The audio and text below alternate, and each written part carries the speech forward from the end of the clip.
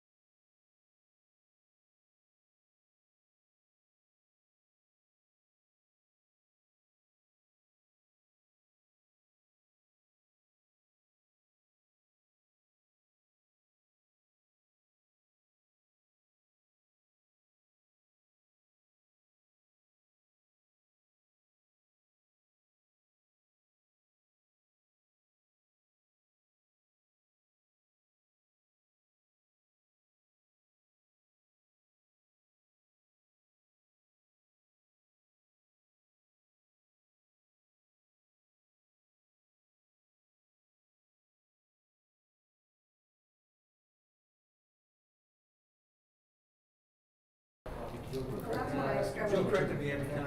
Yeah, we're going to reconvene. All board members are present except for Mr. Neely. Mr. Connection, he's not present. Will you please do the pledge of allegiance first? Salute, pledge. I pledge allegiance to the flag of the United States of America and to the republic for which it stands, one nation, under God, indivisible, with liberty and justice for all. Hey, dude. What you didn't sing? Yeah. Oh, okay. In light of the tragedy today, we'd like to take a moment of silence. I want to take a moment to acknowledge the Robb Elementary School community in Texas that experienced a horrific tragedy today. Our hearts are with the school's educators, students, and families, as well as the entire Uvalde community during this difficult time. Please join me in a moment of silence for the young lives lost today and the community members who are grieving the absence of their loved ones.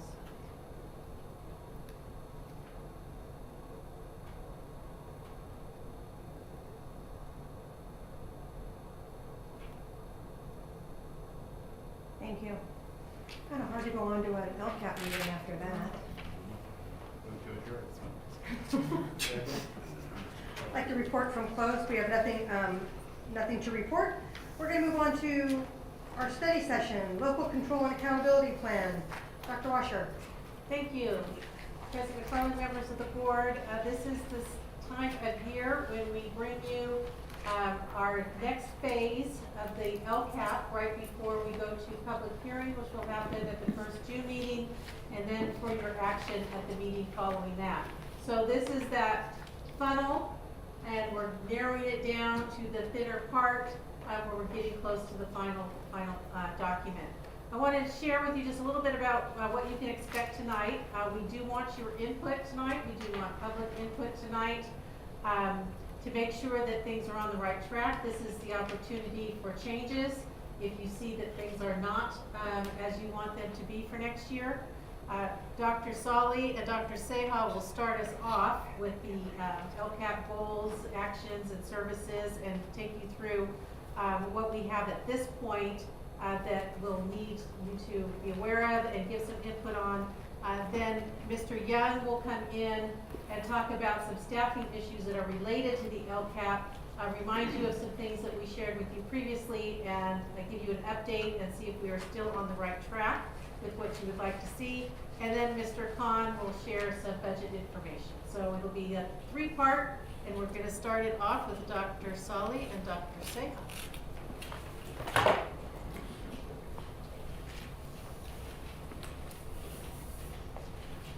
Good evening, President McFarland, and members of the board, and Dr. Washer.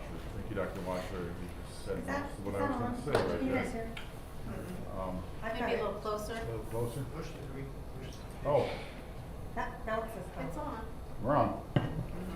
Anyway, there you go. Thank you, Dr. Washer. Much of what I was about to front load, you front loaded, so thank you. Just where we are in the board process for LCAP, you'll remember a little over a month ago we met around the table and took input from our community groups and our employee groups. This is an evening for you to provide us some additional final comment in preparation for the public hearing June 7th.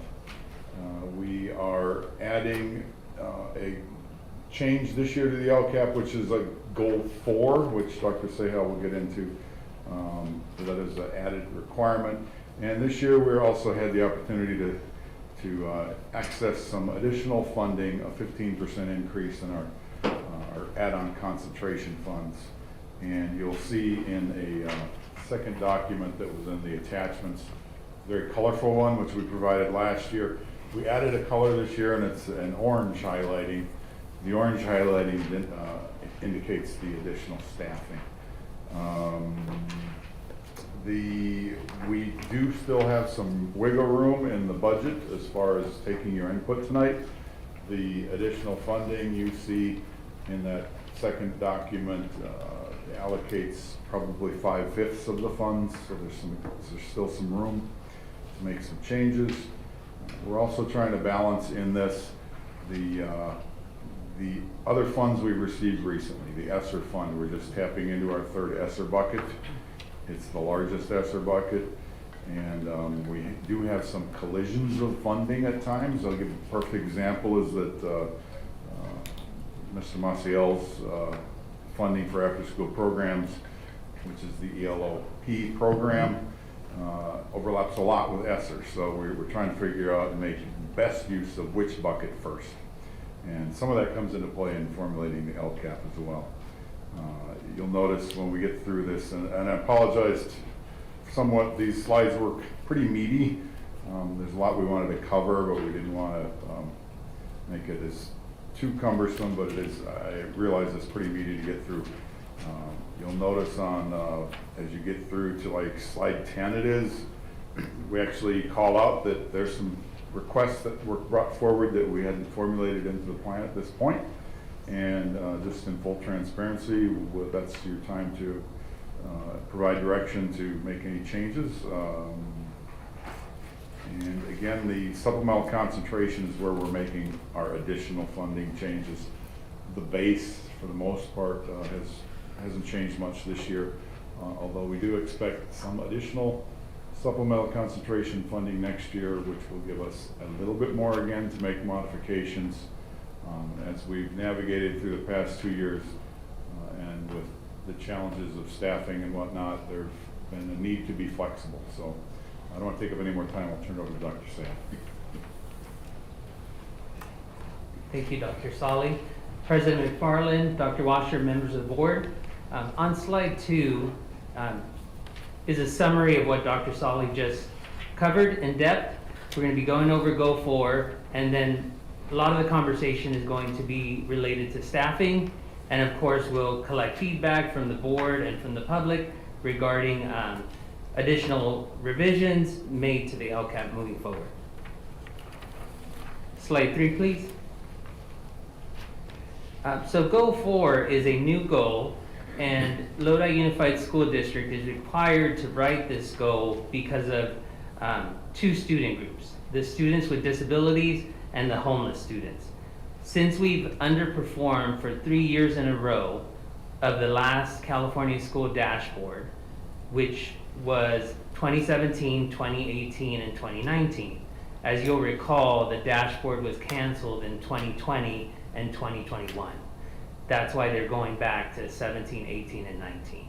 And since these 2 student groups underperformed in those 3 years, Lodi Unified is required to develop a new goal on how we're going to address the deficits for those 2 groups. We developed a new goal, and the actions in Goal 4 are equivalent to about $823,000. Next slide. And here on this slide, you'll see the deficits that are identified for the 2 student groups. For both groups, we have suspension rate is a deficit area.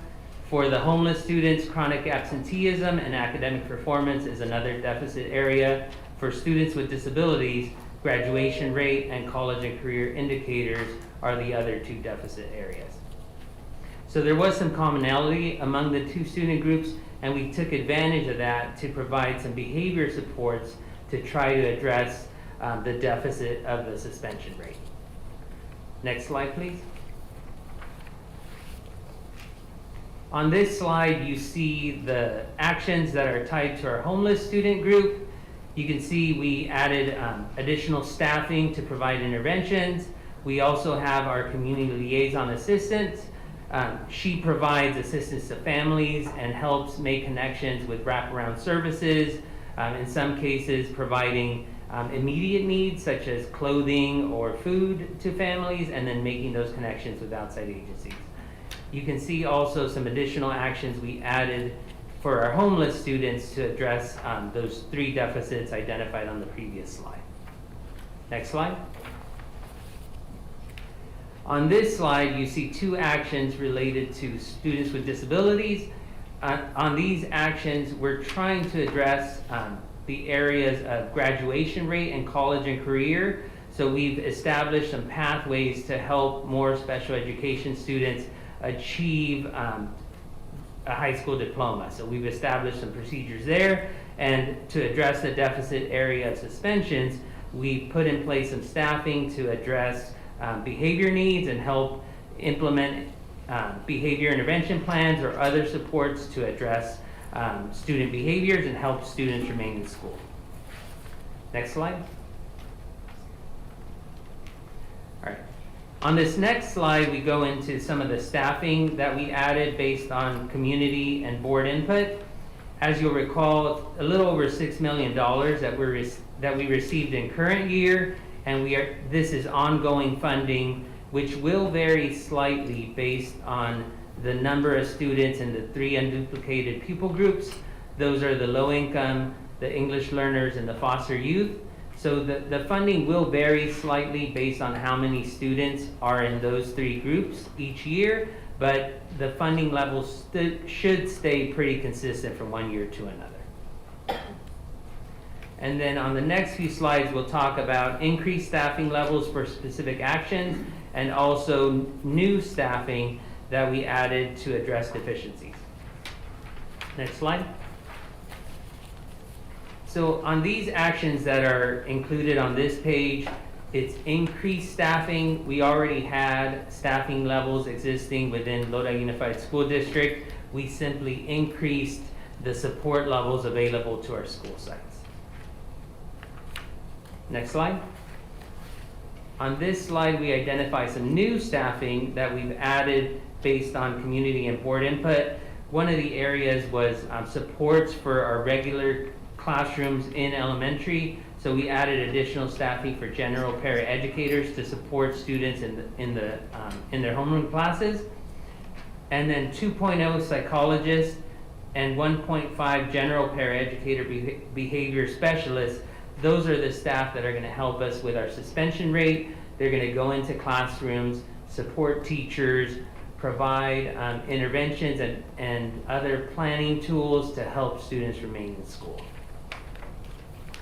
Next slide. And then on this slide, Dr. Solly had alluded to this slide already. We received requests for these increased staffing levels. However, it's not included in the current draft plan.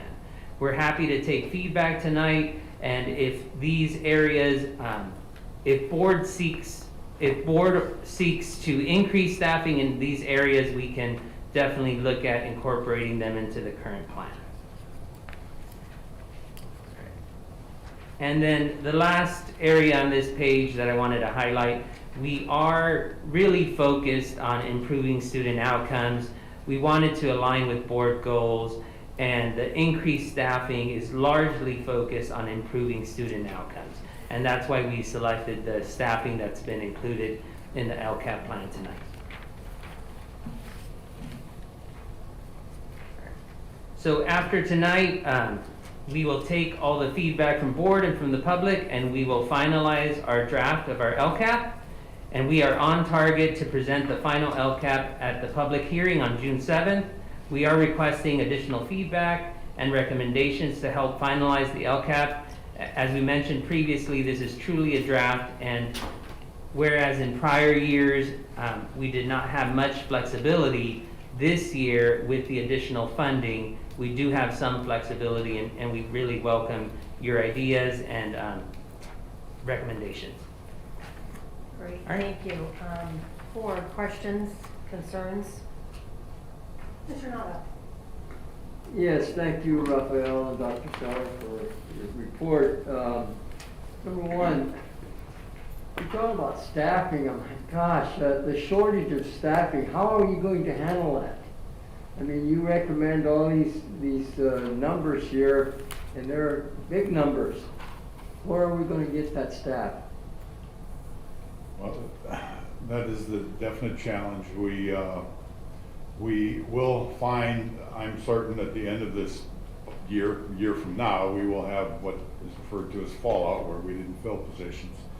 But in some areas that'll be more difficult than others, and then some of the other speakers tonight are going to address some of these issues. But we are at a place where we have had some success bringing folks in, but we've also lost some folks due to competing opportunities.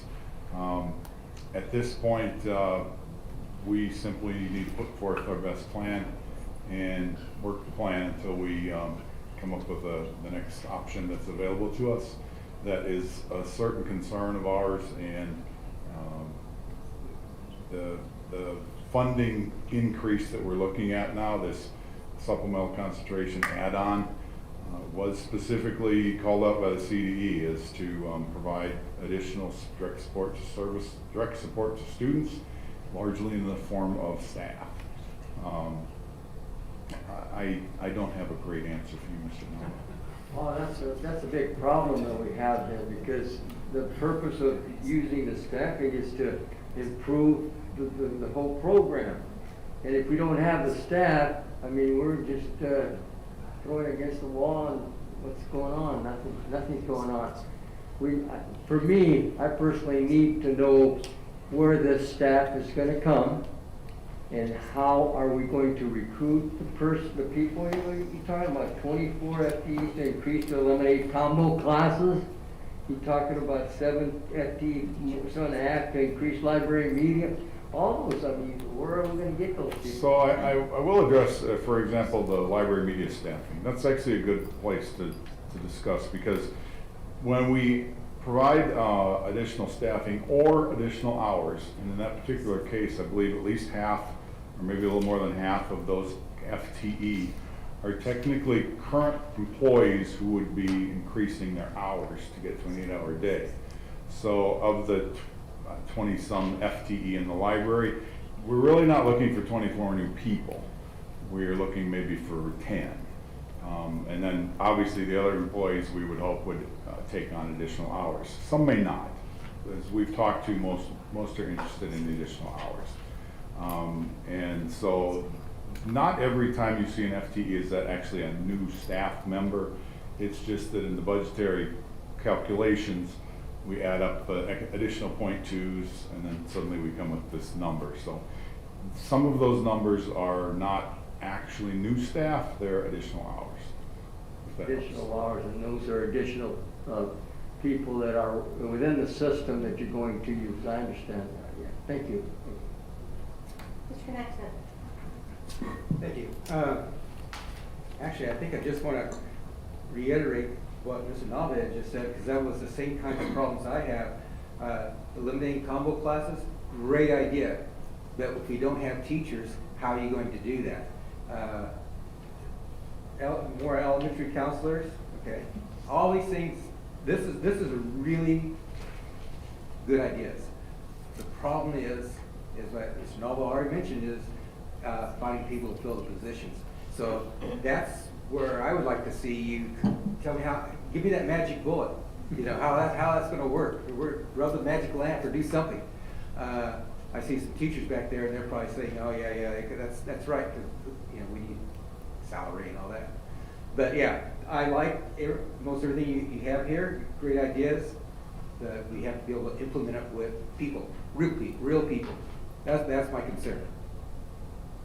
I don't have an answer. I just have a concern. Thank you, Gary. Mr. Porter. Yeah, I'm sorry that I didn't email you guys out of town all weekend, and I have a lot of questions, because you and Mr. Khan, and first of all, thank you for all that work. Because I went through this, and then I tried to go through the destins, and I think I had a brain problem, synapse problem, just to see a comparison. On your library media assistants, are you taking the library secretary and changing her position?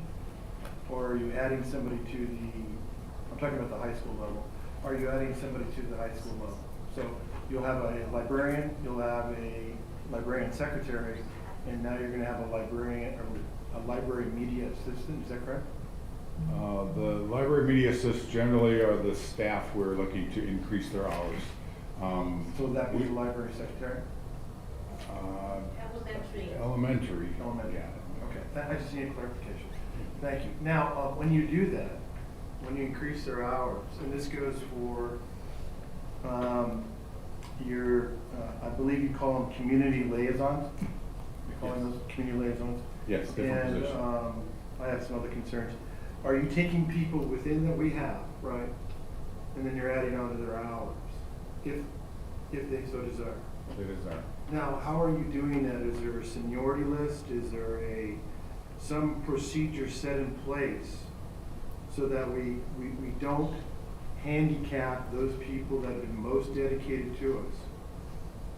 We give them first shot. Yeah, we would certainly go down the seniority list. However,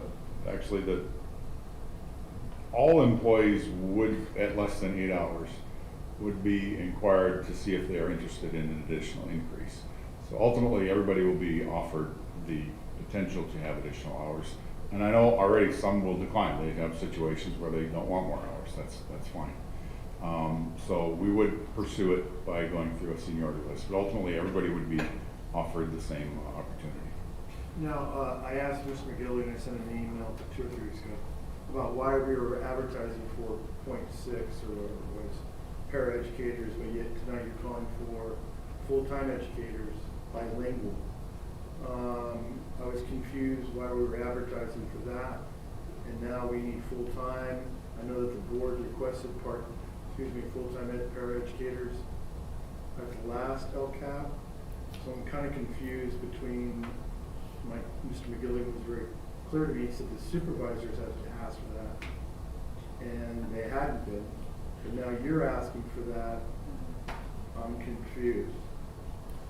Well, we're proposing that the opportunity is there to increase our staffing support for sites, and doing that through the increase of hours.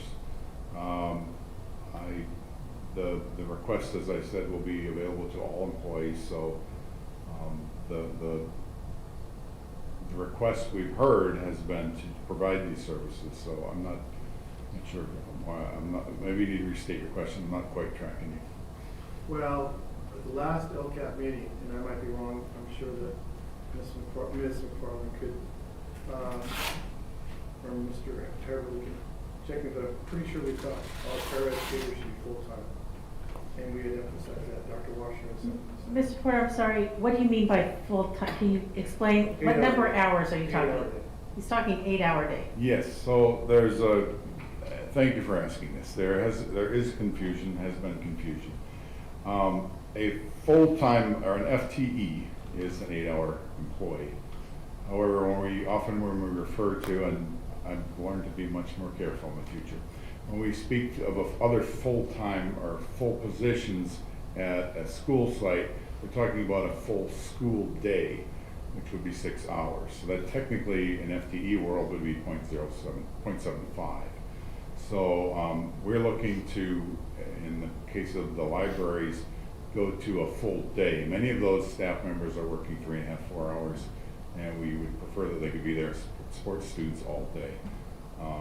And in some cases, then some staff would be offered an opportunity to work up to 8 hours as a community liaison and provide support to families as well after school in that role. So they could become an 8-hour employee by working a 0.75 para and a 0.25 community liaison. And that would be, I'm sorry, go ahead. No, I'm sorry. No, so that would be a full-time position, or full 8 hours. That would be a 1 FTE. Okay, and can you tell me what community liaison does? Community liaison interacts with families of students who are in need of some support, whether it's academic, social, emotional support. Sometimes it's just parent outreach, trying to work. We're actually working to develop more our ELAC and DLAC committees through this next school year, and they're critical to helping work with families. They take some of the pressure off of parents or teachers always having to communicate directly with families, and they can make some additional supports and or contacts. But more specifically in terms of support specific to students, but then additionally on just the whole global connection to families with the site. So what type of person are you looking for in community liaison? Bilingual is often preferred at some sites, clearly, but in some cases it's highly desired because half the population may at home primary language would be Spanish. Type of person we're looking for, very, is a good listener, and also able to articulate the message that this family or the teacher, I should say the site or the teacher, would like to relay him information to. If it's particularly a SPED student, we may get some additional support from the SPED office, but we're looking for folks that are dedicated to supporting our students and families and making the connection to serve the whole child. I know we talk a lot about the multiple tiered systems of support, which addresses academic and social concerns.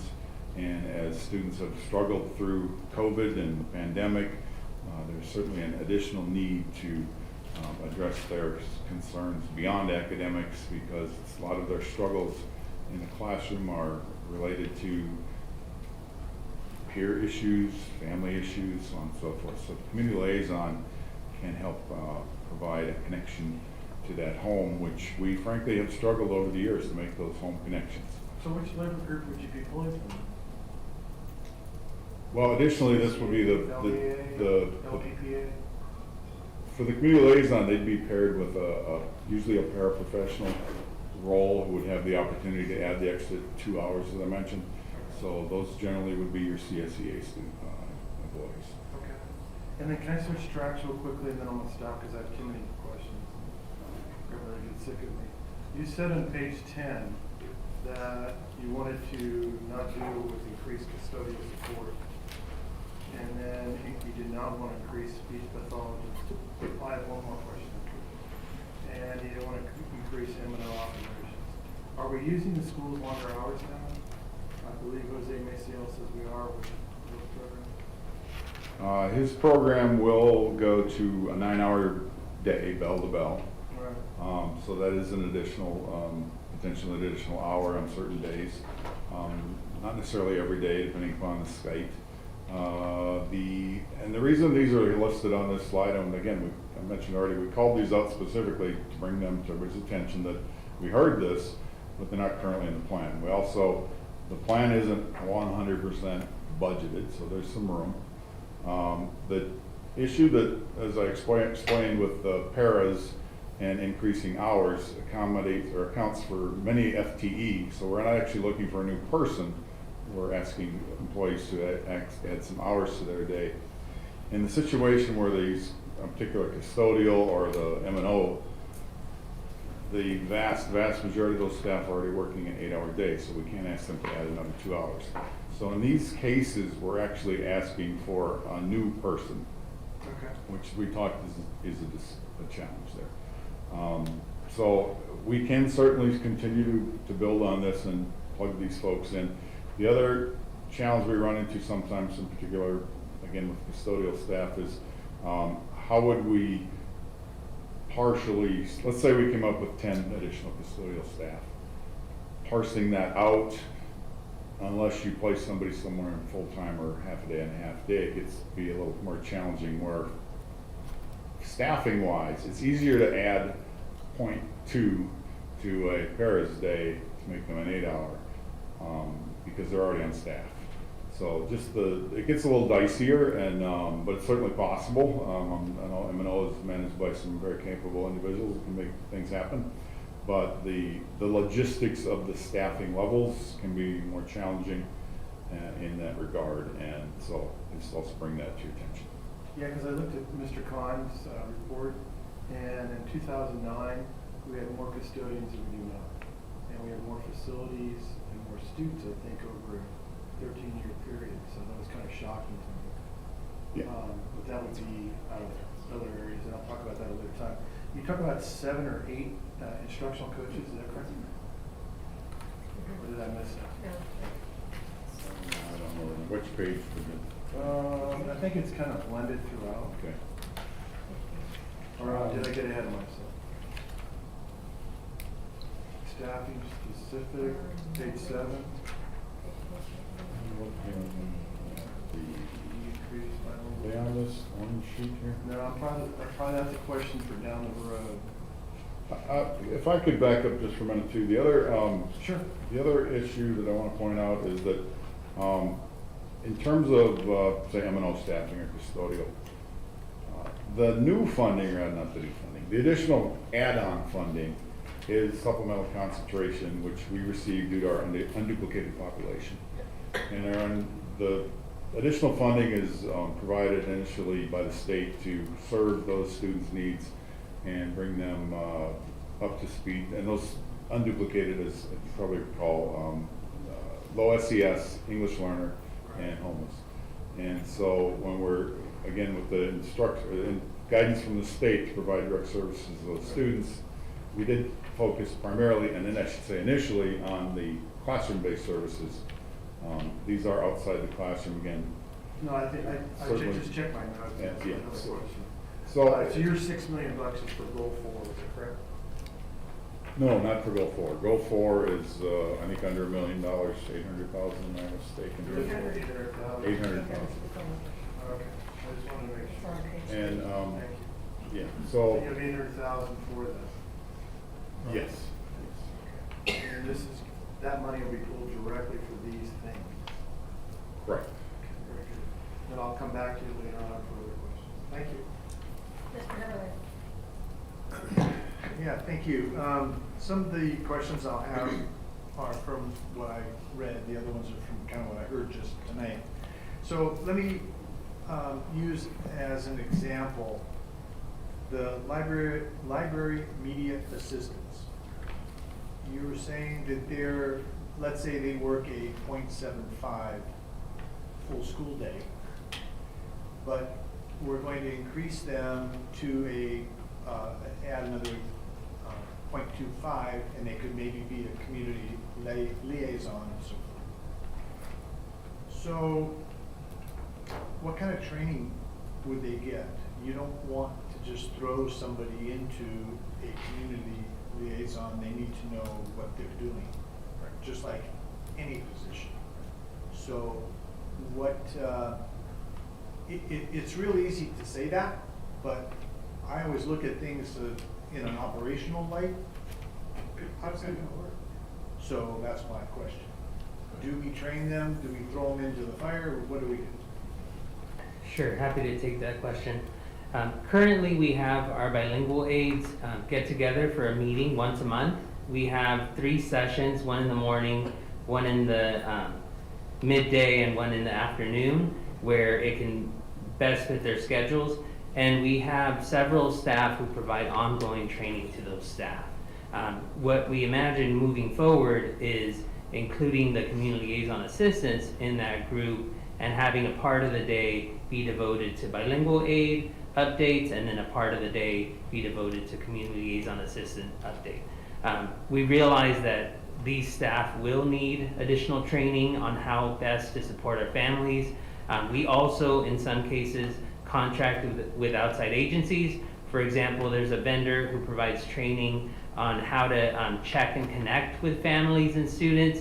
And so there's training that we provide to the staff in order to help them support the needs of our students and our families. Okay, thank you. Also, if you have a part-time employee and they decide, yes, I would like to add more hours, which would trip them into a full-time employee, are they now going to be eligible for benefits? Yes, they would. If they're 8 hours. Pardon me? If they are, well, I don't think generally we have individuals that are paras that are already 6 hours, generally 4 or 5 hours, and they are already receiving some level of benefit. So, but an 8-hour employee would be an 8-hour employee, so they would be entitled to Okay. benefits. One of the things I want to make sure of is that we're not saying, well, no, you're a 5.5 here, but then you're going to be whatever here. We're talking about adding whatever the job title is, they become those hours that they trip. The answer to your question is yes. We do combine them, we do not keep them separate. Yes. Thank you. I want to make sure, because one of the things that I think is really important is if you want to try to attract employees, and the reality is there's going to be a number of them that will not take the benefits. They just don't want them. It may be too expensive, whatever their choice is. I just want to make sure that we're not denying it at that time. Yeah, thank you for that. And actually, back to recruiting, it is an enticement to be able to offer a, quote, 8-hour day. So we would, like to see that we can, by doing that, increase our applicant pool as opposed to leaving it at a, 6 hours position or so forth. Okay, thank you. Is it still anything over 5.5 hours then becomes full-time, or is it 6? What is it now? Because I know public education. For benefits? Pardon me? For benefits? Yes. It's once you're 4 hours, you get some amount of entitlement to benefits, and then it goes all the way up to 8. You get the full entitlement at 8. Oh, it's a So sliding it's a scale. prorated. It's a prorated. You get the percentage that you work. Okay, very good. Okay, I'm not gonna go through everything at this point, because like I said, you're kind of listening to me. So anyway, on page 2, it says educational partner and board requests postponed until future LCAPs. Can you give me a timeline on when that future will be? Page 2, Oh, like, second from the bottom. well, based upon direction from the board tonight, it could be as soon as June, but otherwise, as I mentioned earlier, we do anticipate that the 2022-23 LCAP will increase somewhat as well. So that will be an opportunity also to provide some additional service. Okay. That kind of dovetails, I hate to skip around, I'm going to. It kind of dovetails into page 10. And you had mentioned that you heard some of the input, but it's not in this plan. Why? Which is why we're here this evening. But if the board already gave input and gave direction, why is it not in? Well, in lieu of putting together a 100% budget, we put together about a probably 85 to 90% budget, leaving the board a little flexibility to provide some final direction. Okay. So what is the final date for the LCAP being approved? The It's public not like a hearing, budget, is it? public hearing is scheduled for June 7th, and then yes, this LCAP does need to go the same night as the budget. Okay. So I think I'll hold right there. You know what, let me ask one more. I take that back, I'm not gonna hold. So, trying to, I guess on a larger scale, we have our base funding per student, okay? Then we get the supplemental concentration funds. So what is the difference between the base and the supplemental concentration? It used to be like right around 70% more. Are we close to that, over that? Where are we with that? The supplemental account add-on went from a 0.5 multiplier, 50% to 0.65. We've got 15% more add-on concentration. The per pupil, maybe Ms. Budget Director Dina could give us finite numbers, but generally, If it's a ballpark, that's And it's by grade span, and based on the May revise, what happens with the May revise, it could, in the final state budget, it could be increased. right. I'm still looking for a percentage of what we think it is this year. Where are we? If we could pull up the third attachment, that'll give you the dollar amount that you're seeking. So there are the Director Andres, would you like to take this one, or? Base versus supplemental concentration. So this is, so we're gonna cover this when we get to the budget section On tonight. tonight. Oh, wait. Because there's so many scenarios coming your way, and I apologize, there's a lot of. Are you telling me that the state is metering the information out? Just kidding. Okay, that's why. Okay, so the LCAP is geared for 100% all students, but there are certain monies within it that are just for supplemental concentration. That They is get correct. above and beyond Yes. Yes. the non-supplemental concentration child. It's not your fault. Okay. It sticks in my craw that we're taking money from one child and giving it to another. But I digress. I will hold, and you can come back to me later. Thank you. I appreciate your answers. Thank you, Mr. Heatherly. Mr. Francis? I'd like to thank all my colleagues for asking the questions I was going to ask, and I'd like to thank Dr. Seha and Dr. Sali for an excellent presentation. Thank you, Mr. Francis. One more I question. just, is actually the LCAP, is it sort of like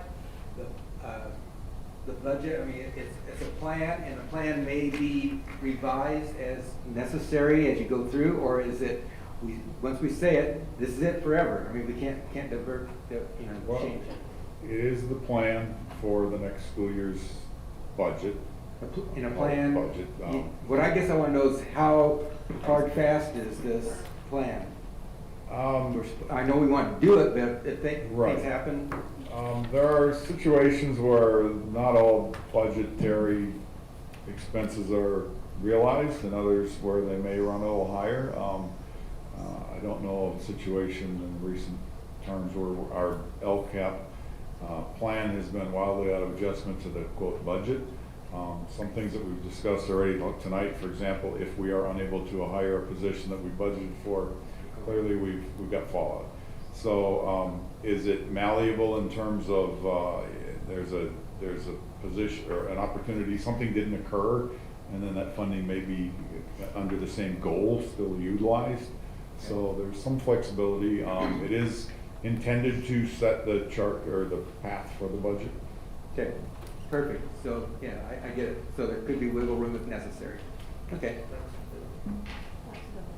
Thank you, Mr. Connect. I'll be real brief, and then we'll take some public comments, and then we'll move on to the next section. First, I want to thank you for your report.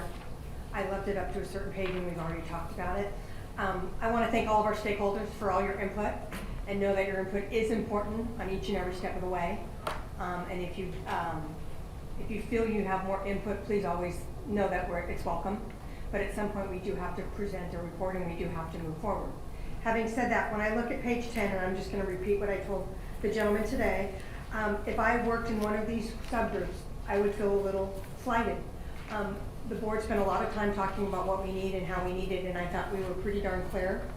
And I think if I was maintenance and operations or custodial, and I'm going to take those two for front and center, we're adding all these things, we're doing all these things, but they're forgetting who keeps the school up and clean and running, and all those types of components. And so while curriculum is that's why we're here, to educate our students, and the people that do that and run our schools are very important, but there's also a whole nother group of people that keep those schools open, clean, and ready to go, and working.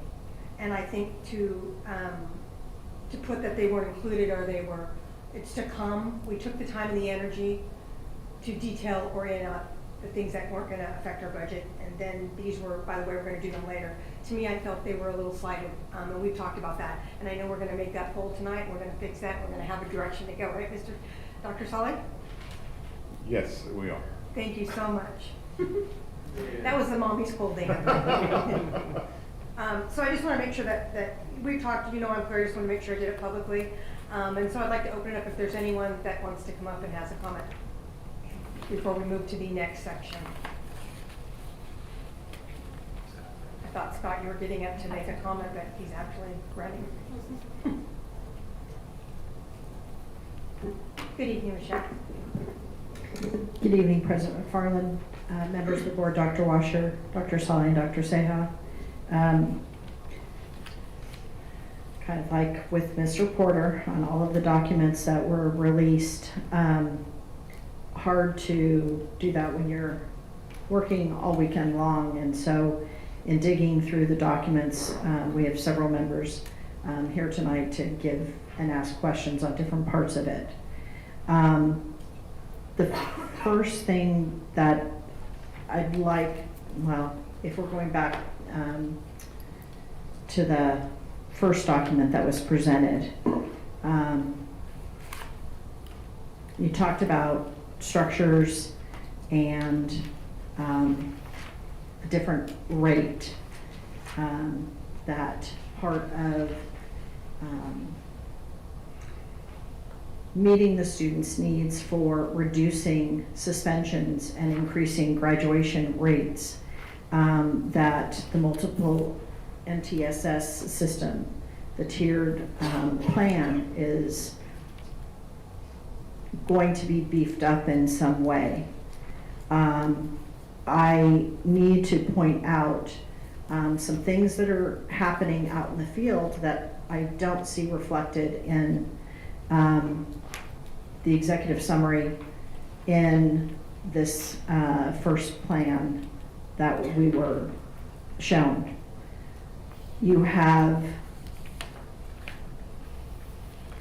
not addressed, I would say, and I think Mr. Nava and Mr. Conexa touched on it, how are you going to fill those spots?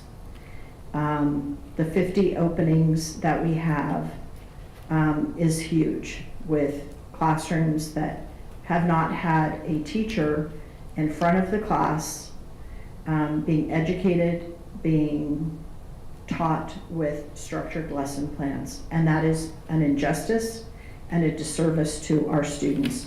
And that's not what I think Lodi Unified is here for. The other is our special ed students. Our special ed teachers have been asked to do more meetings, more requirements, less time to prepare, less support, but more demands putting on them. We're not addressing that, and in some cases, we have people going over what they legally should be working. We're not addressing how are we going to keep and retain those teachers in that executive summary. We're not talking, and I believe if on the slide, page 8 and 9, none of that talks about how we're going to recruit teachers and keep them here. I don't know how many teachers have not turned in their intent to return, and I believe, as many of you know, those were mailed out. Teachers don't officially have to turn them in until June 30th, but we just spent $8 on each envelope to send to members, where that money could be used somewhere else. I think it's significant if you're sending it out certified, that's a warning flag. And I believe it was Mr. Neely at a previous board meeting that asked, how many teachers do we know are not coming back? And maybe that was a way to find that out. But in the PowerPoint, it does not address that critical need. We talked about 6,000 kids who didn't have a constant teacher this last year. And we are adding more teachers to the intervention side, pulling them away from the classroom. We've pulled some of those teachers into administrative roles, adding more admin to, not that we don't need that, but the first thing that we need to make sure that we have is a teacher in every classroom for every kid. I know this board believes strongly in music and PE, but with 9 empty positions, we're not recruiting the music teachers to come to the area. So as I talked to some parents tonight, they were shocked that there would not be band or strings next year. So I think in what was said around the table last time and at prior meetings, those goals of making sure we have a teacher in every classroom is vital. And we'd like to know how exactly that is shown in the prior PowerPoint. We do believe that it is vital that every special education teacher has para support in the room. And we do see that reflected on one of the goals. You have special ed teachers alone at times, or with, and we've, talked to several administrators where it's an ongoing issue at sites where that sped teacher is not in a safe situation being alone with special ed students by themselves without para support, and that has been going on all year. We do need to beef up the para support so that kids are safe in those rooms. But what is our best plan for addressing that? We're not talking anything about retaining our teachers to stay. Fellow districts are offering stipends to our special ed teachers, signing bonuses on top, and they're going. When you have 100 slots that are 120s and 140s, that is not going to be sustainable going forward, and we really need to address that in this plan for the teaching staff that are working over a full-time contract. I believe it was Mr. Porter that talked about the training. It is vital to budget that training. You have MTSS supports, you have SEL that's been rolled out. The teachers are saying, I don't know what to do. They had me watch a 30-minute lesson, and I don't know how to do the lessons with my students. So if we want to make sure we're building those relationships with our students, we need in that plan more training for teachers to address the tiered system, to address SEL. We need to make sure they are the best educated to address the suspension issues and the violent issues that are happening at our school sites. And that starts with the training. My preschool, kindergarten rooms, special ed rooms are supposed to be thoroughly cleaned every day. I believe it was Mr. Porter that talked about the number of custodial time that we had several years ago. I have teachers that are buying their own vacuums, their own mops to do their classrooms. We need custodians, especially if you've been in a classroom with preschool or kindergarten, you know they leak. They leak everywhere, and it's a mess. And that's why the requirement for cleaning those rooms every day is key. And when you don't have full-time custodial staff and they're working beyond their day, how much can they really make sure that they are thoroughly cleaned, disinfected, and safe? I'd like to compare the safety plans to what's actually happening. As I have teachers complaining, the trash he doesn't even have time to empty the trash every night. So I and all of my teachers want to see custodial help improved at every site, but this between two sites and travel time, just as our music and PE teachers that have to travel to 7 different sites, there's time that you have to get them a lunch and time for travel. So as much as we can keep them at one spot is much better economically for the safety and well-being of that site to make those FTEs. And I'm kind of like Mr. Porter and Mr. Heberly, I'm sure you want to hear me stop talking right now, but it's important that you understand what we saw as some of the goals going forward in this plan. And we just heard tonight, this has to be adopted June 7th.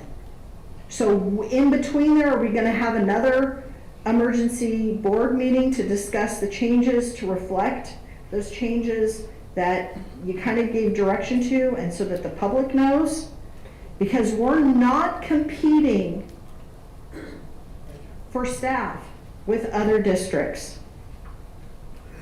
We need a teacher in every classroom, and we need every room clean so it is safe for every student.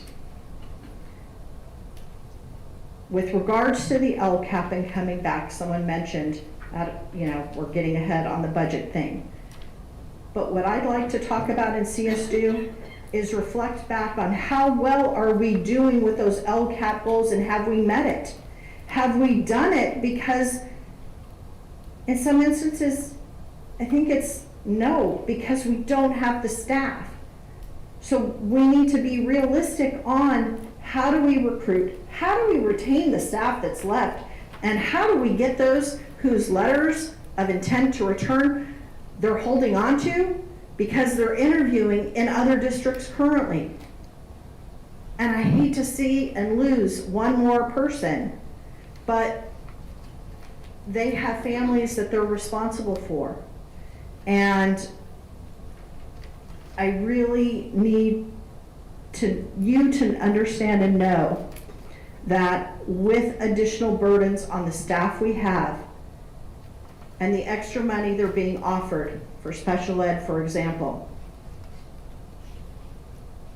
in order to make their family survive in this economic time, I'm afraid that we're going to end up with more spots next year. I hope that we have another time to talk about that PowerPoint and the goals and what's set out. And I believe I have someone else that will probably have some more comments.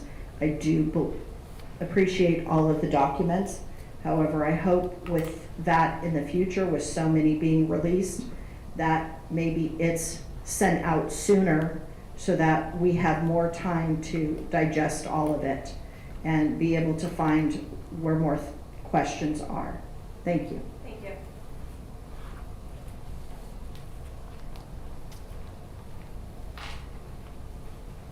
Good evening. Desiree here with CSEA, Dr. Washer, Ms. McFarland, members of the board. Just some comments, really, not a whole lot of questions.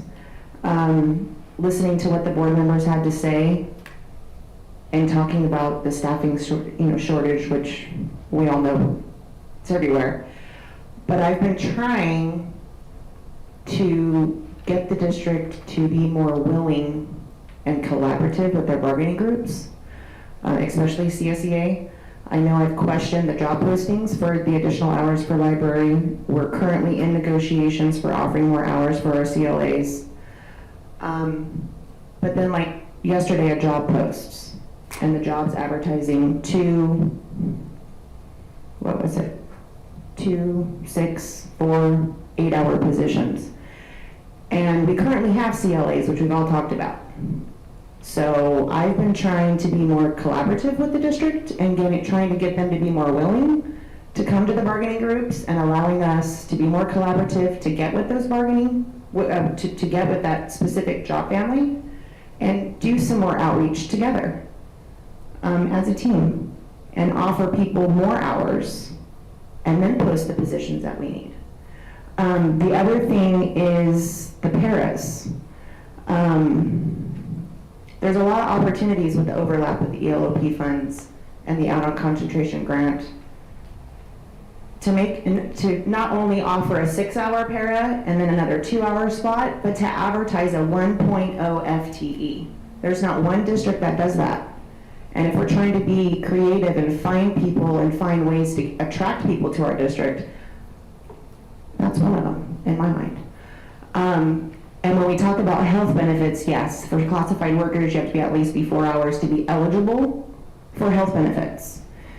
Now, mind you, prior to the last 5.07 COLA increase, I don't have my numbers memorized yet, an 8-hour classified worker was only getting $8.73 for money towards their health and welfare. That's not a lot of money. To put it in perspective, since we're talking about paras in Stockton, it's in their contract that they pay no more than $100 for their families. That's in Stockton. So there's just a lot of opportunity, and I've been trying to be more collaborative and get people to be, think outside the box. And I think the biggest thing is their different classifications. You've got all these different kinds of paras, and then you have community liaisons. So why can't we create something that they're both qualified for, that can do the job, and advertise a 1.0 position, which is something now one district does up and down our area. They say the ELOP funds are ongoing. They say the add-on concentration funds are ongoing. So I think that I look forward to those conversations. The other thing is the custodial. I know our elementary schools, I think, primarily are hurting. In a perfect world, if we, weren't suffering from staffing shortages, people can take vacation. People can call in sick, and it's not chaos every day, wondering what fires we have to put out and who called in sick and how we're going to cover all these routes. I think the other thing that needs to be looked at is the custodial in SDC and our preschool classes, and who cleans those classrooms, and what route they're a part of. And the other thing I can't help to speak of is groundskeeping. Just walking up to the building tonight makes my heart hurt because the grass is so yellow. And it's one of the first things our parents and community members see. And I know my family takes pride in our facilities. So definitely custodial, groundskeeping, and we gotta come and find a way to advertise these para spots and make it more attractable. Like I said, I look forward to the continued conversations and bargaining. Thank you. Thank you, Des. Welcome. I'm Bobby Abel-Smith, school psychologist with the district and representative from LPPA. And Dr. Washer, President McFarlane, and members of the board, I appreciate the opportunity to comment. My comments and my questions and my input is very similar to the other unions speaking here tonight, in that we have come with a collaborative heart and collaborative spirit to this board and to bargaining sessions, and I feel that we are just kind of going in circles and not getting any answers. It's at our last bargaining meeting, it was very frustrating to hear a comment that the district wasn't even aware or couldn't remember some of our proposals, and that we were asking for a memorandum of understanding to look at a collaborative way of recruiting and retaining speech pathologists, just as one member of our group. We have had great success in the past in Lodi Unified when we took the opportunity to think outside the box and to say, we have a shortage of school psychologists. As school psychologists, I benefited from this. How can we address this issue? How can we look outside the box? There seems to be zero willingness to say, we have shortages, we have to do something different. It continues to be status quo, and there's no conversation on one side of the table. If we want to recruit and retain and keep educators in our district, we have to stop saying there's shortages everywhere. We have to say, what can we do? Because there's not shortages everywhere. There are school psychology shortages nationwide and in Lodi Unified because of the wisdom a few years ago to implement a pilot program. We have maintained full staffing for the most part. We had some openings mid-year that were difficult to fill mid-year. But that pilot program showed great success. We're asking for a similar program with speech language pathologists. That's been on the table for several months now. And a week ago, the district could not even remember that we asked for that. So it's very disheartening when we say we just want to look at options. Here's our idea. How can we move forward? There's lots of different ways. Yes, we know what Stockton's doing, we've heard about that, so I'm not going to reiterate. But there's lots of different ways of looking at this problem. We have some ideas. I'm sure the district, someone's got some ideas. We would like to be able to move forward and say, how can we address this problem? There's obviously money in the budget. We have an LCAP goal of hiring highly qualified staff. Without highly qualified staff, whether it's a school psychologist, a speech and language pathologist, or special education teachers, or PE teachers, whoever, we cannot educate our students and do our primary goal here. So we're asking for the board to take the opportunity to look at what money is in the LCAP and how we can create opportunities for meeting that goal of highly qualified staff and making a commitment for the district and bargaining unions to meet and work together with a true collaborative spirit and move forward and come up with some plans. And it may be that each group is going to have different outcomes because we do represent different positions and we have different needs. It's very frustrating when we hear back that, well, we can't do that for your group because then this group's going to want to do it. Well, if it makes sense for that group to do it, and it doesn't make sense for our group to do it, or vice versa, then that's just, I don't know how to speak to that. I only know how to speak to what our group needs are and how to work on one problem at a time and the problem that's put in front of us. But I want to recognize that it may be that we're going to do different things for different unions. That's why we have different groups to represent those unions separately. Thank you. Thank you very much.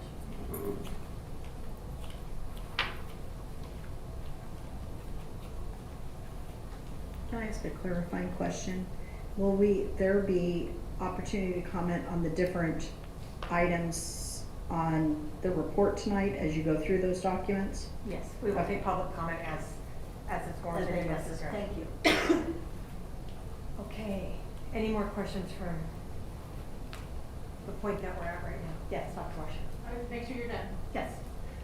Thank you. At this point, we'll ask Mr. Young to come forward and share some updates with some of the strategies that we had discussed with you previously. And I just want to clarify a comment that was made. You are not approving the LCAP on June 7th. That is the public hearing. Correct.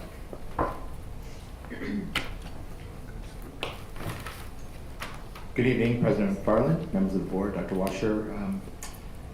I think both Mr. Nava and Mr. Knackstead pointed to something that is certainly a concern as the person responsible for the elementary division, and that is making sure we have a fully credentialed teacher who is filling our classrooms, especially for the first day of school. I know that's a priority. So this is important because one of the unintended consequences that we're dealing with the opportunity to pull apart combo classes is the fact that, like was pointed out, that's 24 additional FTE that we have to fill for classroom teachers. And so we still have positions to fill right now in our elementary division. In fact, roughly 10 positions. It's pretty late in the school year to fill those positions. And so I'm just bringing to you this reality, and I want to make sure you're aware of that because there are some things we can do to mitigate that. And I'm seeking input from the board and an opportunity to just share some of your thoughts on that. Because looking right now, we have some opportunities to look at our current staffing, remembering that staffing was based on who we believed was going to come into our classrooms based on some trends and what we knew to be true. But reality is sometimes the students don't show up. And so we have opportunities right now, if necessary, to reduce staffing at a specific grade level at a number of school sites. So we may have staffed at 3 first grade teachers at Site A, but the number of students there is less than 40, which would certainly warrant an opportunity to reduce that staffing. And that's important because it then would allow us to fill one of those vacancies with a teacher that doesn't have a caseload, doesn't have very many students. We would be looking at class sizes of roughly 10 if you have, 15 if we have 3 teachers. So that's one thing we could do now to mitigate some of these vacancies that exist. We can also look at the reality that our desire is to pull apart combos. But the question we have to ask, is it more important to pull apart a combo, or is it more important to have a certificated teacher in that classroom? And maybe for the time being, we have to reconnect a combination class to ensure that we have a teacher on day one of next school year, but then maybe we're able to locate a new teacher and then later pull that back apart. But again, these are potential solutions to ensure day one we have a certificated, credentialed teacher supporting our students. The reason we're here. So those are some options we have, and sometimes that means we may have to move a teacher from one site to another. It's not ideal. We certainly don't want to have to do that. But again, if it solves the problem of dealing with 8 to 10 vacancies that exist, those are some things we can do. But we don't want to move forward without getting your input on that, because these are, in some ways, competing interests.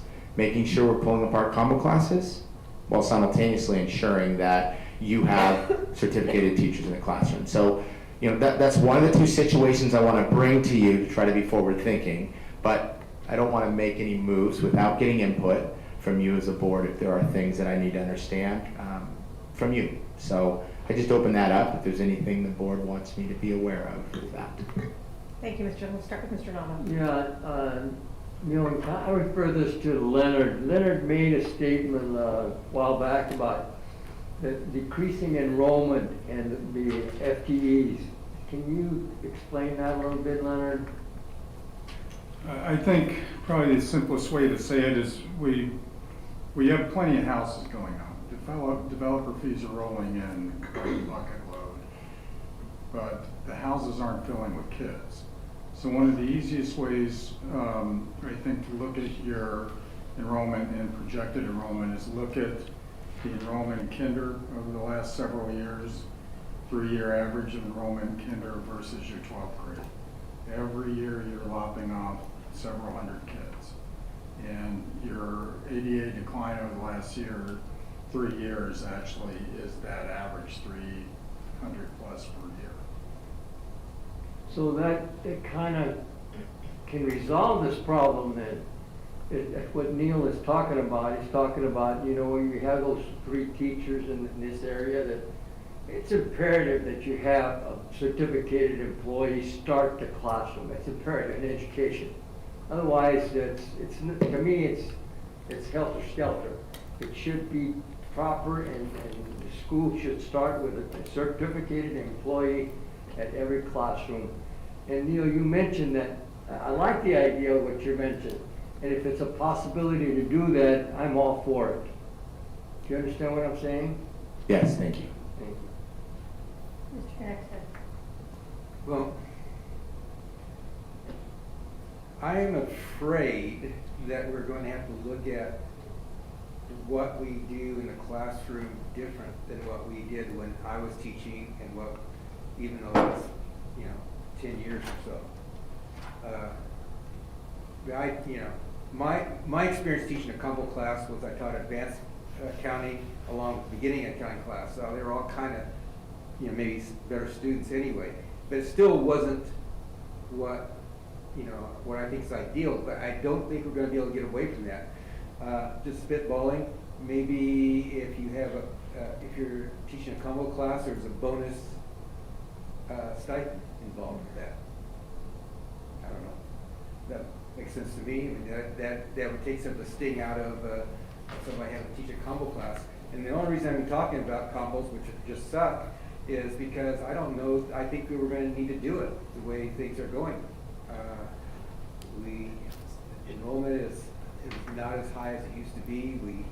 There's just all kinds of problems that I see.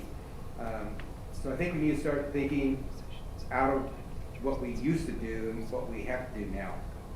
And I'm glad that we have you guys to figure that out for us. Thank you, Mr. Connexter. Mr. Porter. Yeah, I have a couple of ideas, but for whatever it's worth.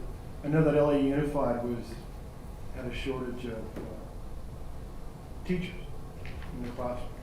A lot of classrooms are being filled with long-term, short-term subs on a revolving basis. So what the superintendent there did is cannibalize.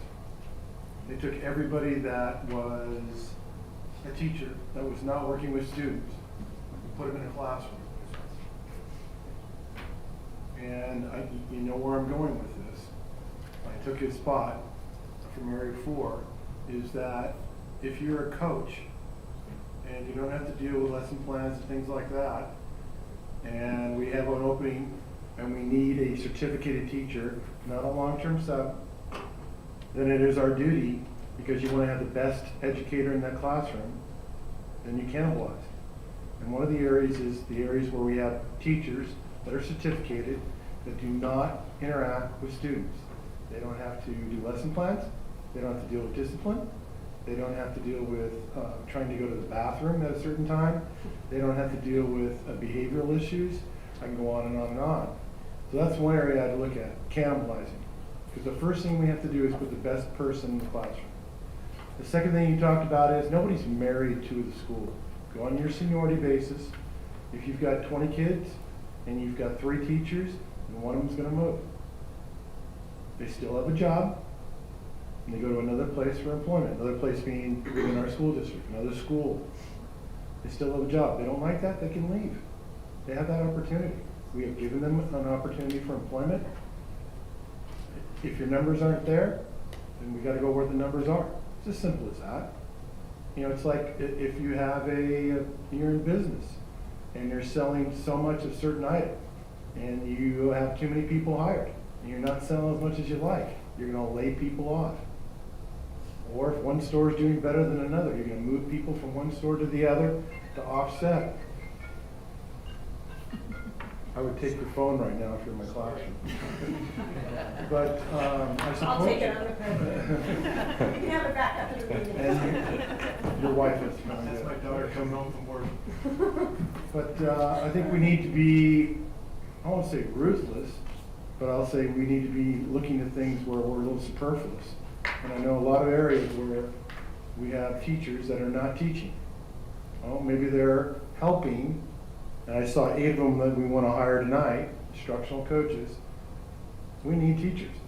We're having a hard time filling those spots. Put them in the classroom. Thank you, Mr. Porter. That's what I would answer. My turn. Your turn. Very similar to what Mr. Porter is saying. It is really difficult to understand when we don't have a teacher that's the same teacher in front of the kids all the time. I think that is a priority, and really that's what it gets down to. Everybody has to have priorities, and for me, I would say we should do everything we can to fill those positions in the classroom, which means that if we need to move teachers on special assignment, I'm sure those things are, I'm not saying that they're not important, but I'm saying what you're doing is you're balancing, let's say, a teacher coach's position to someone in front of children. I choose the teacher in front of the children. So I think that strategically, I don't know if you have to wipe everything out, but I'm saying strategically look at getting people in the classroom. The other point I'd like to make is, let me see if I'm restating, let me restate, I think I know what you're talking about, is one is we have to keep combination classes, or the other option that you laid out, I believe, is that a elementary school that has, let's say, 3 second grades, but really they only have enough students for 2 second grades. There is, within the transfer process, and I know it's, unless you're living the transfer process, you really don't know what it is, because there's a lot of ifs and ands, whatever. Then one has to be eliminated and use that teacher, like Mr. Porter was alluding to, is that we've got seniority built in. We've got They can move grade level, they can do, there's a lot of things that can happen. However, that structure within the contract works. So for me, get the teachers on special assignment back in the classroom. And if you do need to reduce the number of a grade level offered at an elementary school, you do that. And I'll save this for later too, but if I hear that the plan is to increase the student-teacher ratio, hard no. We have, if anything, with class size, reduce it. Don't talk to me about ever increasing it. So, that's my little soapbox, and I will stand on it forever.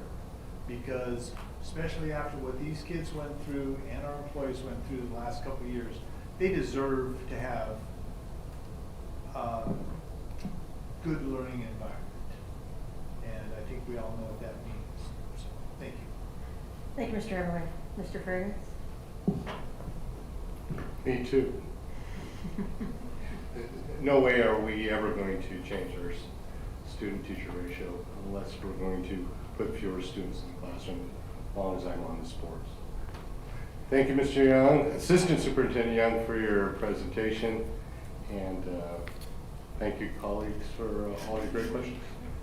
Thank you, Mr. Fergus. Mr. Porter, you sound a little bit like a businessman when you were speaking, and I was quite surprised. First of all, I have faith in you to do what is necessary to put a qualified teacher in front of our students, because that's why we're Lodi Unified. We need to have qualified people in front of our students. The unfortunate part of this is it involves change, and sometimes change isn't comfortable. And I think we really, many of us get set in our ways, and well, we've always done it this way, so we need to do it. So I think thinking outside the box is going to be yours and Ms. Peterson's challenge of how to figure out how to juggle that along with Mr. McGregor. So I wish you well. I am for a qualified teacher in front of students, but I also know the reality of it. If we don't have enough teachers to fill and we're not getting the applicants, then we as a board need to sit down and have a long conversation about what our pay structures look like and what are other people doing that maybe we're not doing, and how do we think outside the box to at least open the door to have the opportunity to get more employees. That's a conversation for another day. Hopefully, did that answer enough? Yes, for the first one, I had one other situation I need to bring to you. Okay. And with that, we have our Lodi Digital Academy. And that Digital Academy was put in place because the state required that we had a digital opportunity for students because of the pandemic. That sunsets June 30th. However, at this time, we will continue to have our Digital Academy. It is an independent study model, but it is done so digitally. And if you recall, in the fall of last year, there was so much fluctuation and change that we had to include a significant amount of 120s, roughly 62 secondary teachers were on 120s. It's a lot of people. We also hired teachers specifically into vacant positions with middle school LDA, our elementary program, and that covered the sum total. Well, over time, there has been change, a significant amount of change. In fact, a huge decrease in the number of students who are either interested in a digital academy, as well as those who just aren't meeting the master agreement, which is a requirement for every student in independent study. You have to complete the work. That work has to be turned in. That's how ADA is collected for independent study. So our current numbers have changed significantly, K-12. We only have 47 students at this time enrolled in our K-6 program. We have 22 at the middle school level, and we have 110 at the high school level. Truth is, our sixth graders are such a small number that have moved on and really subtracted from our middle school. Well, I bring that because we're in a situation where we need to rethink how we are providing support. We believe it's in the best interest to continue with the program. However, we need to simplify how we are doing this digital academy. And so we believe it's in the best interest that we continue to utilize the Pearson format. It's not ideal. It is working with Pearson. They provide an articulated program in elementary grades as well as single subjects. And in some ways, it's going to be a bare bones program. We do have the opportunity, because we continue to have APEX for independent study, that if students need to do credit recovery, that is a short-term option for students who are part of LDA. But what I'm really recommending at this time is that you think about if it's in the best interest to reduce the number of full-time FTE at the Digital Academy and utilize Lodi Unified School District teachers, a significantly smaller number of those, to provide the case management. That relationship is key for independent study students, but we need parents to stay engaged with their students while they're on a digital format. This is not a drop your students off, best of luck to you type of a program. So having a case manager to ensure each student meets the weekly requirements is something that we can accomplish at a much smaller level than we have done in the past. And I mentioned in the beginning, we had 62 secondary teachers who were on 120s. And for those of you who have been at secondary schools, that means 62 sections where the school sites don't have the opportunity, if necessary, to put another section at a school site in a specific subject area. That's potentially 62 sections where they can't support as a substitute on a day where there's not enough subs at that high school or that middle school. And we believe if we run this program and we identify, we believe 2 elementary teachers working beyond their contract day, potentially 1 at the middle school level, maybe 2, and then 4 at the high school level on 120s. That will provide the district support, which is required that you have a certificated teacher to check off the required work. Molina Puente, who is assigned to support that, will need to articulate with the high schools to ensure that the courses of study meet the high school graduation requirements. We will need to make sure that the students are placed in the proper classes to receive that, and we will need to identify a group of secondary teachers as well as potentially elementary who can be those case managers. But what it will afford this board is an opportunity for 2 elementary teachers to return to classrooms, 4 current single subject teachers at the middle school level to fill vacancies at the secondary sites. But we wouldn't want to move forward with that without getting input first from the board, since again, this is a staffing issue that we're needing to address not only for our DA students, but district-wide. It has implications. So I want to open that up to the board. Thank you, Mr. Young. Mr. Nova, do you have any comments? Yeah, I'm all for what you're talking about, you know. I am. Hey, the best thing to do is if we only could cut the 120s, like you mentioned on the second, I like that, because you don't want to add any more burden to these teachers, and you're still you're accomplishing your goal. Thank you. Thank you, Mr. Nova. Mr. Connexted? Yeah, my opinion is that the priority would go to using the teachers in the classroom and not into a digital academy format. So I kind of got lost in all the stats you were giving me, but that was my goal. Yeah, I think, yeah. So I like the digital academy, but not nearly as much as real people in real classrooms face to face. So whatever it takes for that to occur, that's what I would do. Save as much as you can, but not at the expense of classrooms. I take those teachers that out, put them into classrooms. Thank you, Mr. Connexted. Mr. Porter? Yeah, I am a big believer in the Digital Academy. I think we need to be more serving to all different types of students. I'm not afraid of 120s. I think if we don't fill this need, these kids will go elsewhere. There's just some kids that don't do well in regular schools.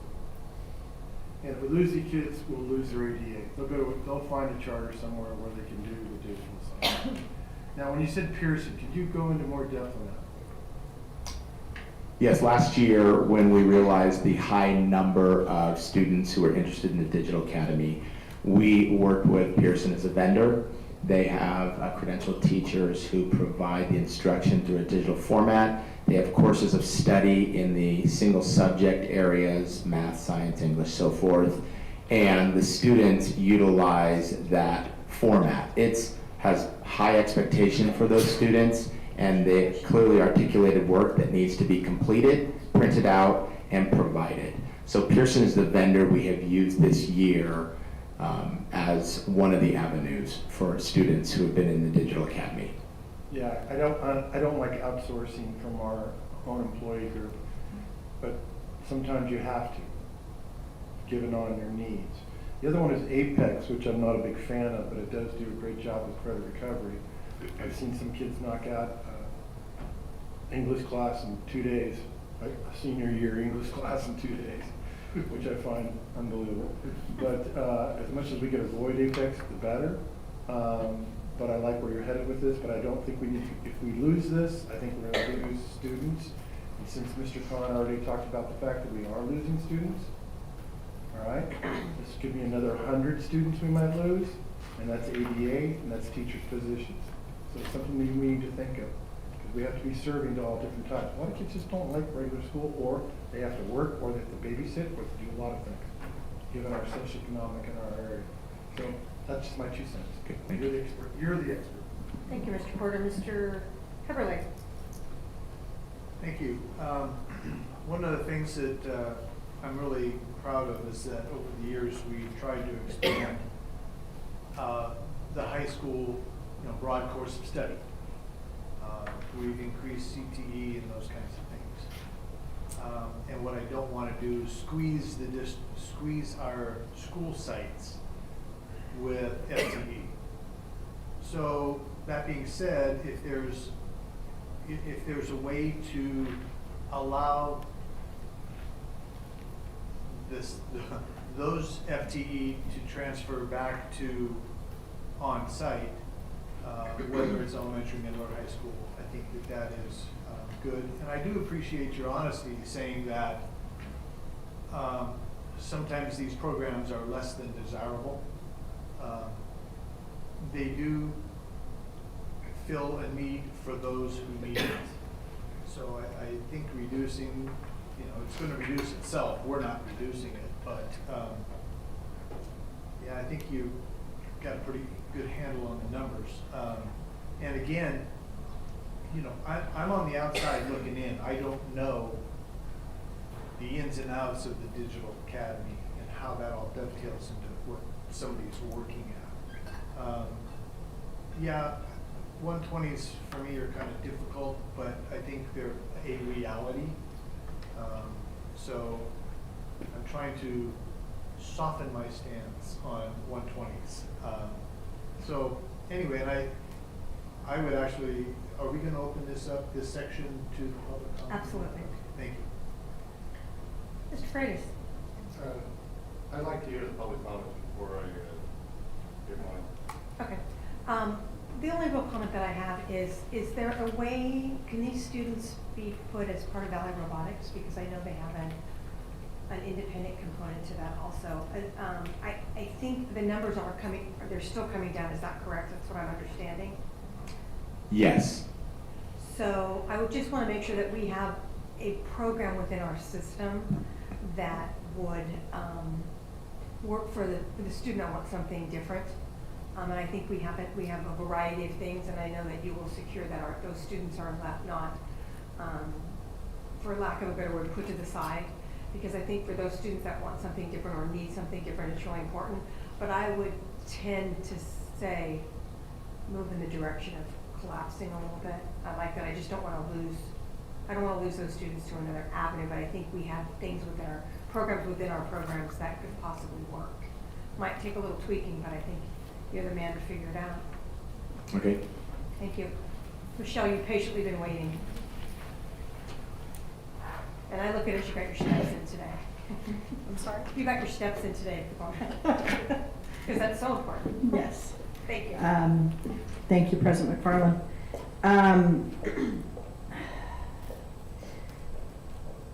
I feel like I missed something in the presentation we were just given and the documents that we saw.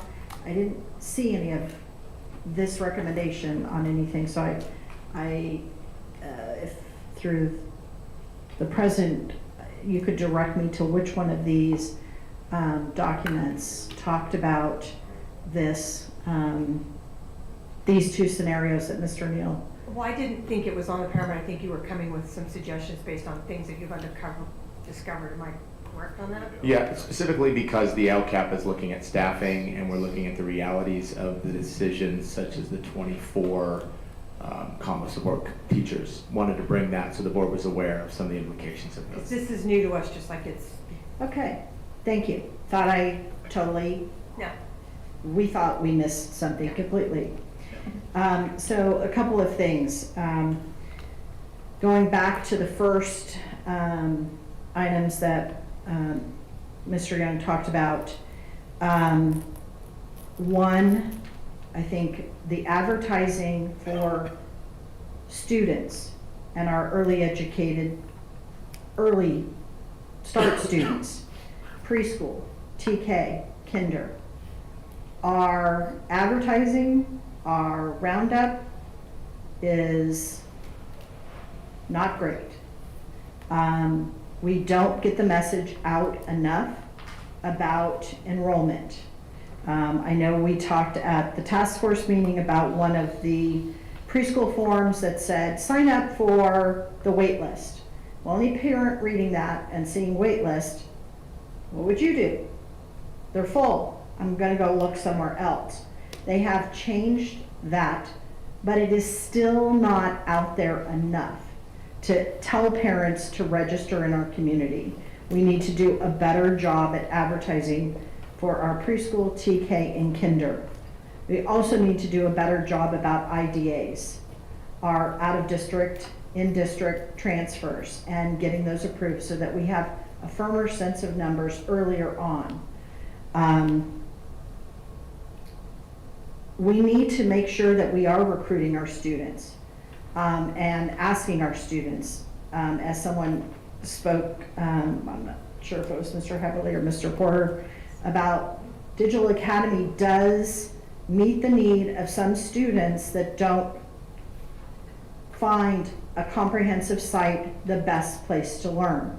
We do have independence, which has some cuts to it this next year. We are losing a teacher who has taught the elementary at Independence. She's retiring this year, and she's been a very strong force for our K-6, and we have 2 teachers. They split it up this year. I'd like us to see what can we do with numbers and expanding our independent study to make sure that the needs of students who find that better way of learning. And I don't know that we've talked about this. I'm very concerned because 2 months ago, my Digital Academy elementary teachers asked me about this, and I asked about it and was told no change. It would be nice to have a conversation while the transfer process was still open so that people could look for sites specifically. And maybe the numbers have just come down so much that that's not a reality. We have a significant, as I have addressed this board several times over the last year, with Pearson being outsourced to our students not having a Lodi teacher teach them. I have heard no good things from the program. And you've got a teacher on a time card looking at some work, checking it off.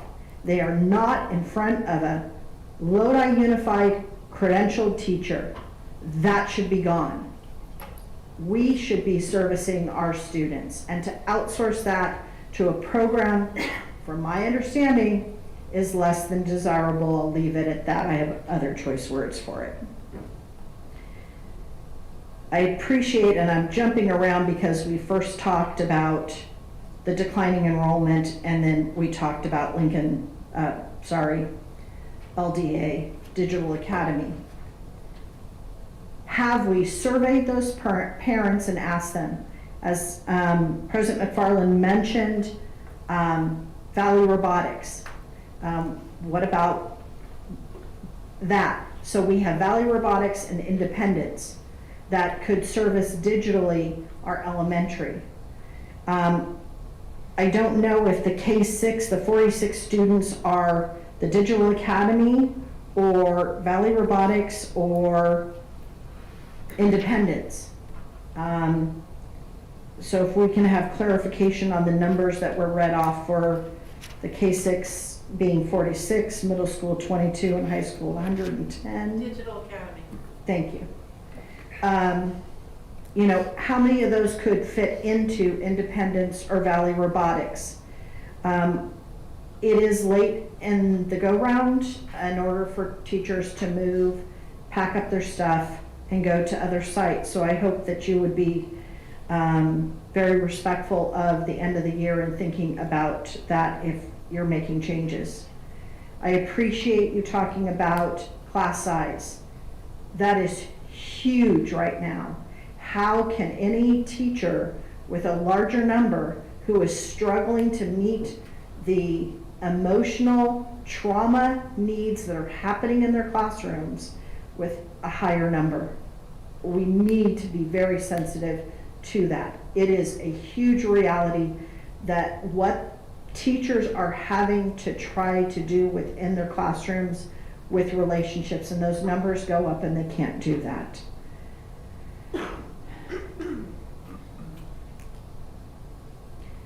One of the questions with LDA, the high school, giving the high school students the opportunity to take classes from our 4 comprehensive sites. I hope that we are very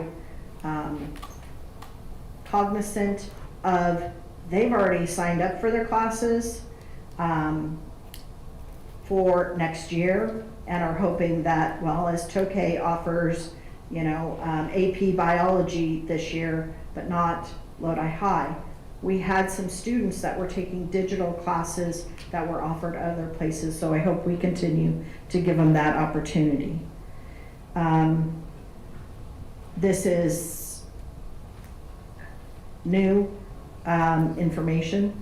The other thing I'd like to make sure that we are talking about is the open positions and transferring for our preschool teachers. If we need to make arrangements, as we still had openings on the 3rd posting, it is typically special ed and district assignments. But if we are doing something more widespread, I hope that we can do something out of the box thinking where people have some choices as to where they're going, because since it is after the fact, they then next year would be bumped in order to re-interview for that. And so again, then you're creating more chaos and drama for them next December, thinking about stepping aside and what they have to do.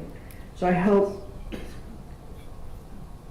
this is really thought about seriously about your employees and shifting them.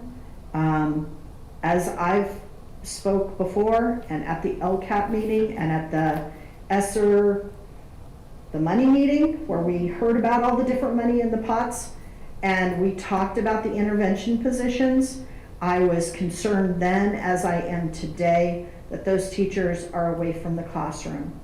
And so I hope that we look at all of those things, big picture, and how, yes, as I said a moment ago, every classroom needs a teacher. And every classroom needs a Lodi Unified certificated teacher or one working towards that.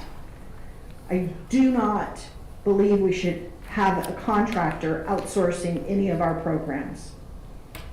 But I hope that you seriously think about the employees, and as Ms. McFarland says, change is hard.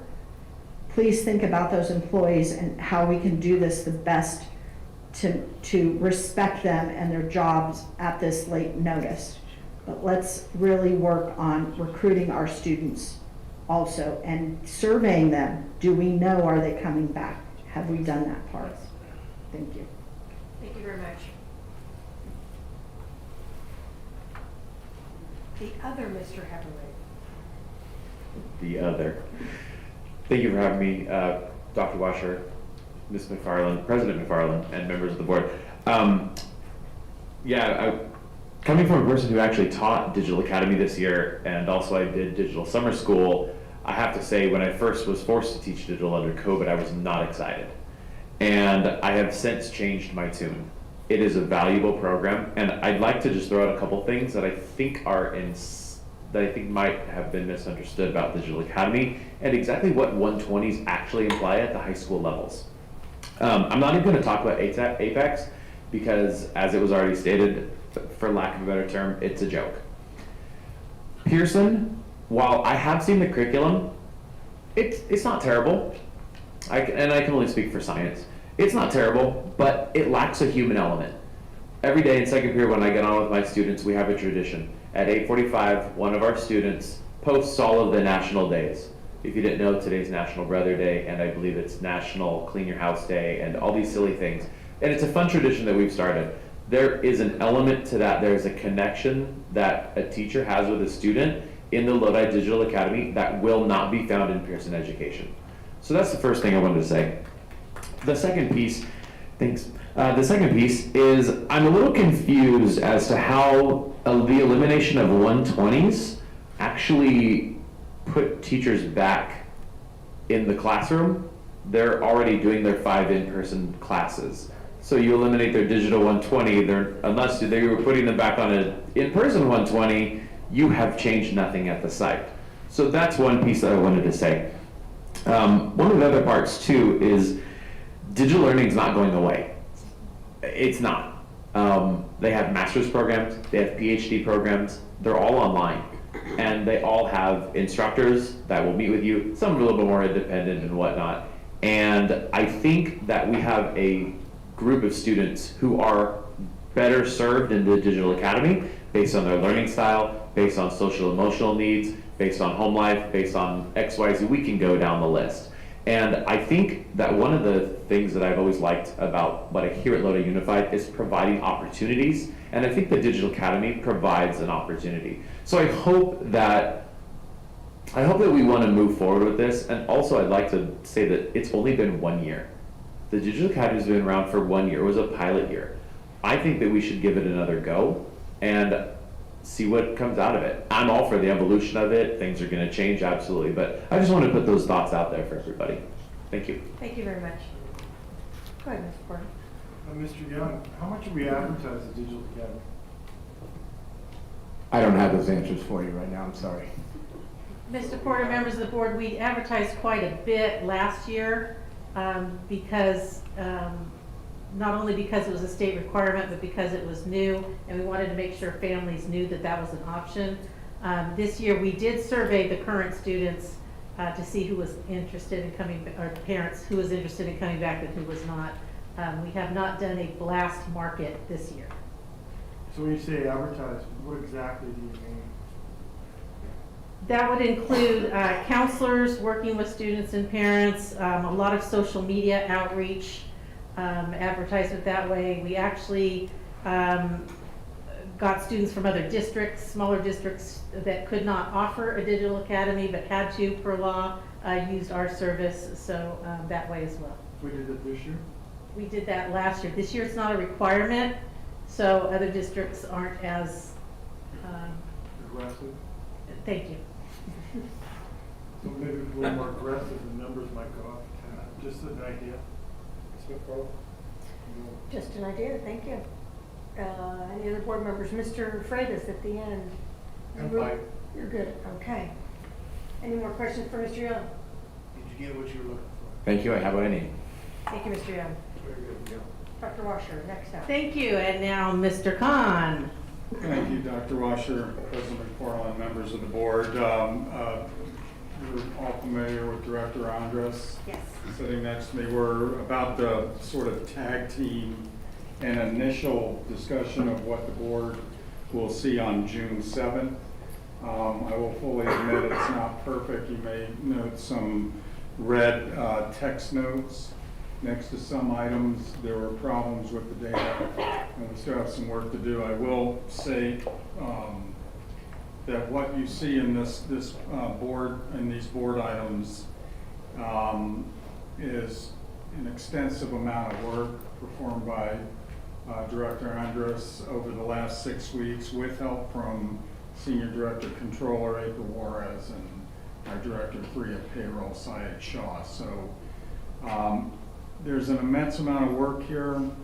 We strive, it's difficult. Because like everybody, we have opinions, but from the business side, we strive to just deliver as clean a data, as clean a math, as clean a number as we possibly can. There's a lot of information in here, so I'm gonna sort of review the executive summary and also the multi-year projection. As we listen tonight, it will touch on a lot of the things that were discussed by board, by staff, by community. But as we develop these items further, I think they will be good foundations upon which decision-making can occur. I would also like to thank the CBOs of Manteca Unified and also Lincoln Unified who have contributed data to this report. So I'll start by saying for the last 2 years I've been a Cassandra and the sky was falling, and then all the COVID money came in, kicked the can down the road. We were there up until the May revise on Friday the 13th, again this year. The board was facing the potential for a qualified budget in either this year or the following year. With the numbers that were released on May 13th, I don't think there's a chance the board will qualify even in the 23-24 year. Thereafter, no guarantees. The amount of money the state took in the big three, the personal income tax, corporate tax, and retail sales was enormous. And there is, depending on how you look at it, a $55 billion budget surplus in Sacramento. So what occurred in Newsom's May revise is almost 10% new money, 6.56 COLA. But there's also a $2.1 billion increase to Prop 98 under the Test 1 scenario. We all know Prop 98 can fluctuate. Tax revenues drop, and ADA drops, the money can go down. The state has that option. In the multi-year, you're going to see tonight that $2.1 billion is not included in revenue, simply because nobody knows how it's going to appear in our SACS accounts. County doesn't know yet, and as the board knows, we don't project or even calculate the district or the board's revenue. The county does under the AB 1200 process. So we do not have that $2.1 billion in here because we don't know where it's going to land. The 6.56% COLA is. So big story on revenue, it's huge. You're going to get a lot more of it in the 22-23 year. My third bullet down, I threw this in because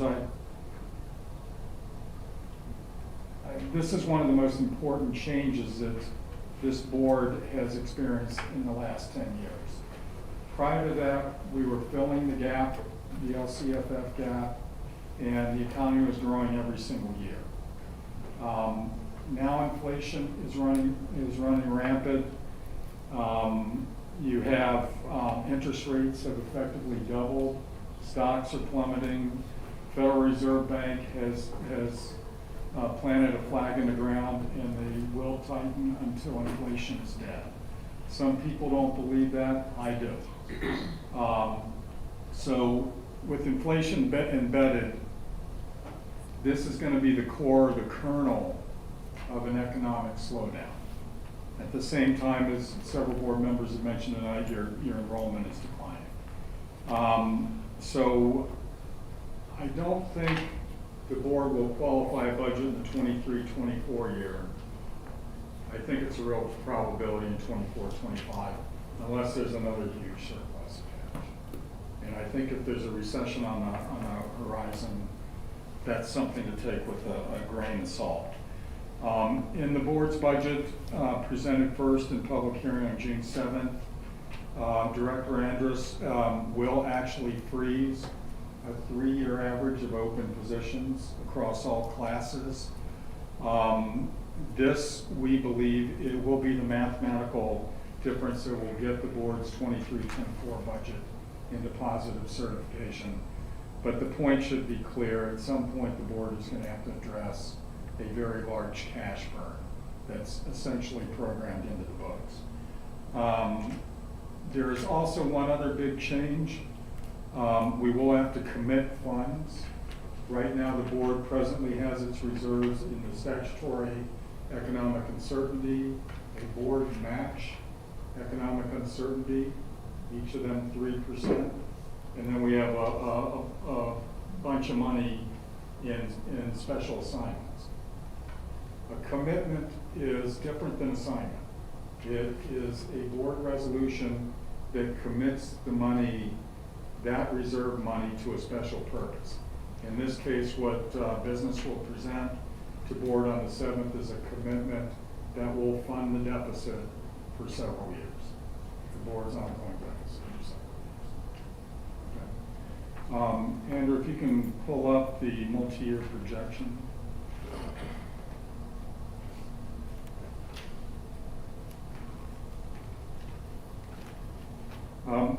So Adina's created several different pictures here.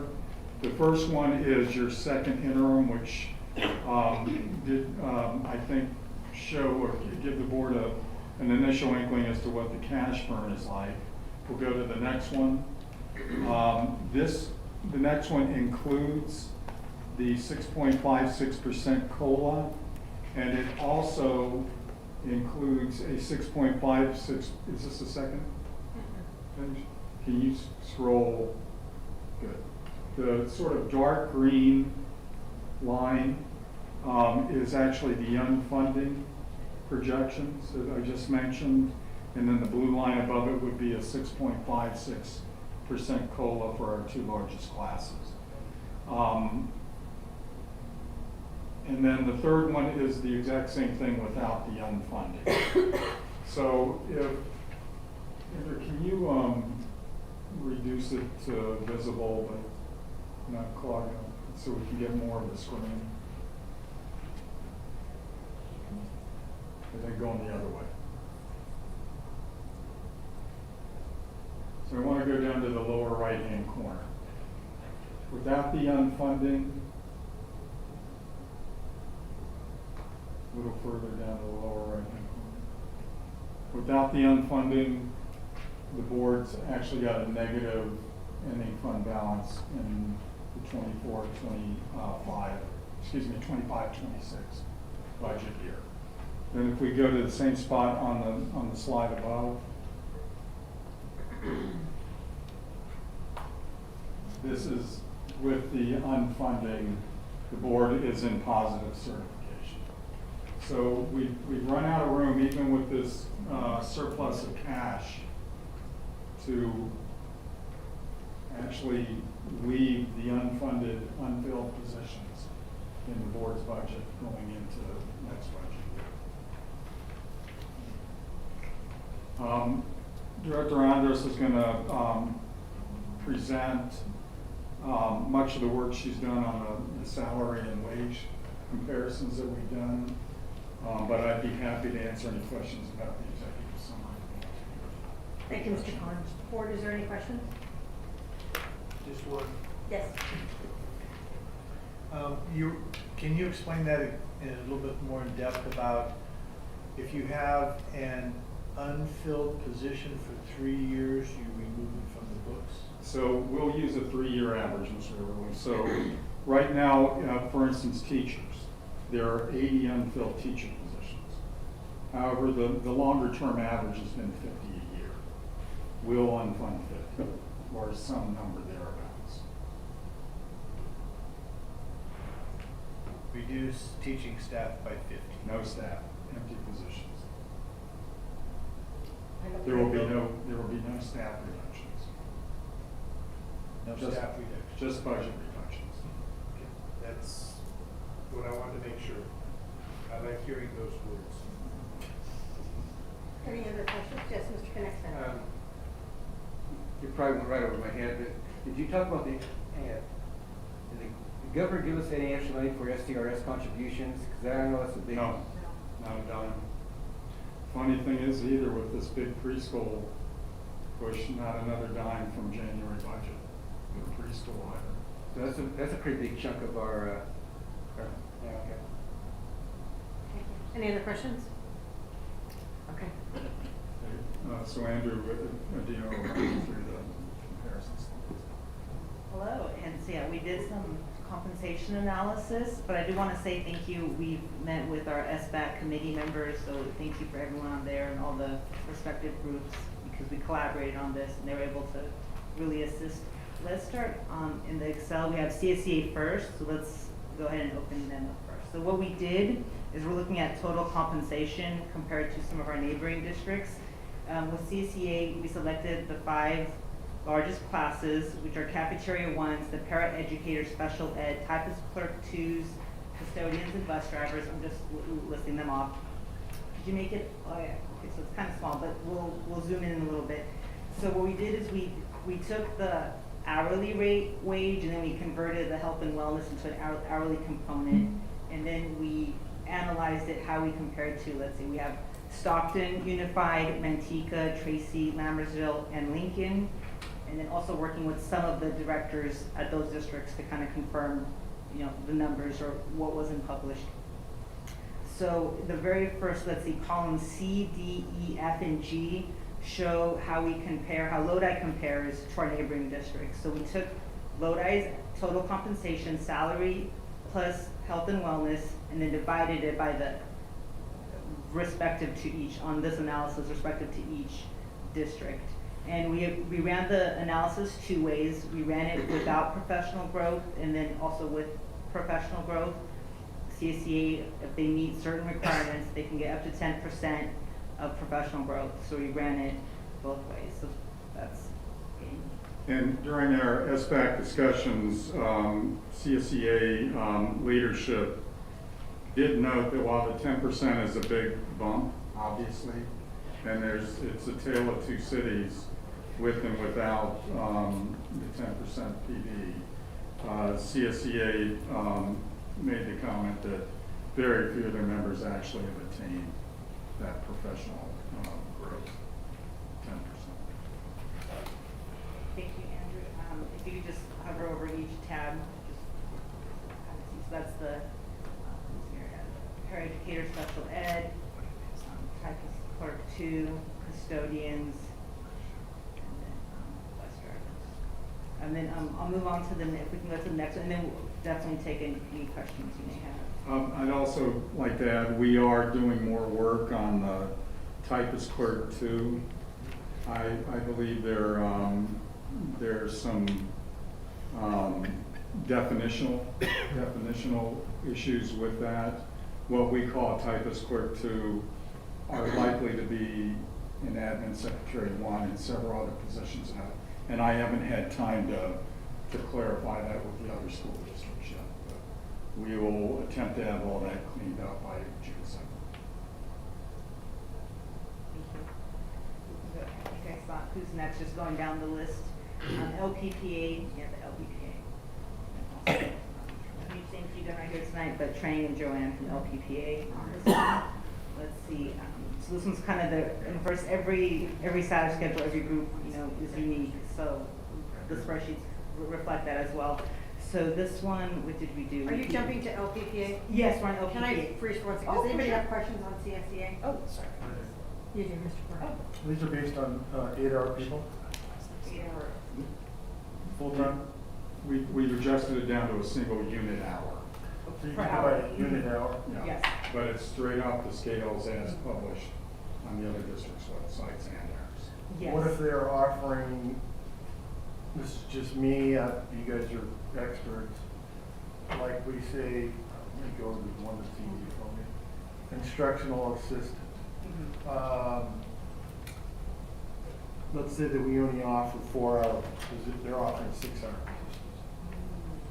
You see where I'm coming from on that? Yes, sir, but it's not quantified in this. Not quantified, so these numbers just show an hourly rate. Correct. Okay, I got that. Okay. But it doesn't show how many people are full-time in those districts, in those positions versus us. It does not. Okay, thank you. Any other questions? Okay, go ahead. Thank you. And then we prepared another graphic, but we'll kind of touch upon that, but to answer your question, no. LPPA. So then this one is annualized. Let's see, so here we have the annual. So okay. But as you can see in column C, I'm just kind of walking through, okay, so let's see. Let me take a step back. High school counselors, psychologists, SLP, and nurses were the requested classes under LPPA. The salary schedules are published on an annual basis, or we converted it to annual in some cases. But as you can see in column C, the number of hours worked per day are different, depending on the school district. So to do that, if we could scroll a little bit to the right, we had to convert it to an hourly component, just to make it apples to apples. Then we have the health and wellness, and then we also converted that down to an hourly component. Oh, and then keep scrolling. Yeah. Thank you. And here are the comp analysis. Like I said, you'll see as we're going through these, every group is unique, which required unique analysis. So here, yeah. So and who are the groups? So this was compared against Stockton, Tracy, and Antigua for Lodi. We have a different attachment. Oh, we have a different. Oh. Yours is shorter. It's a PDF. On We just go to top salary. We don't have, yeah, we're just gonna top, yeah. Oh, okay, yeah. There's first, so column A, AA, AB, AC, AD, AE, and AF. Its first year is the comparison of the first year, the 5-year, 10-year, 15, 20, and then top salary.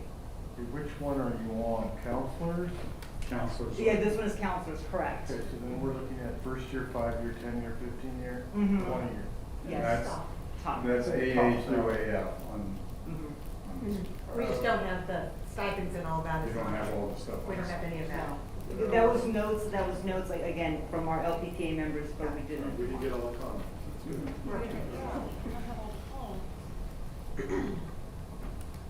Okay, so where are we right now? Okay, just running through how it was calced out to get apples to apples with our other districts. And this, in columns AA through AF, what you see is, let's see, a comparison of salary and health and wellness, but not stipends, no. So it's total compensation versus total compensation. Total compensation is defined by salary scale plus the health and welfare cap and nothing else. Why, I'm sorry, if I Go ahead. why did your sample pool shrink? I'm sorry? Well, on the earlier one, we had Lawrenceville, Oak Grove, I think. These were the districts that, Responded. that the LPPA leadership had been working on. Oh, okay. Thank you. So we just continued their work. Thank you. Why don't we go? Yeah, next. So psychologists, and if you could just scroll, because we walked through how the calculation was done. Make that a little bit, yeah. So yeah, next was psychologists. You'll see it's pretty, on the salary, pretty comparable to our neighboring districts. And SLPs next. and then SLPs.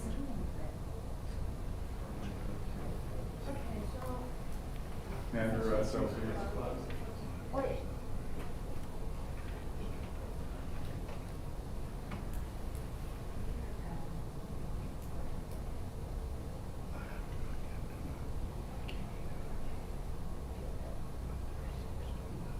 Okay.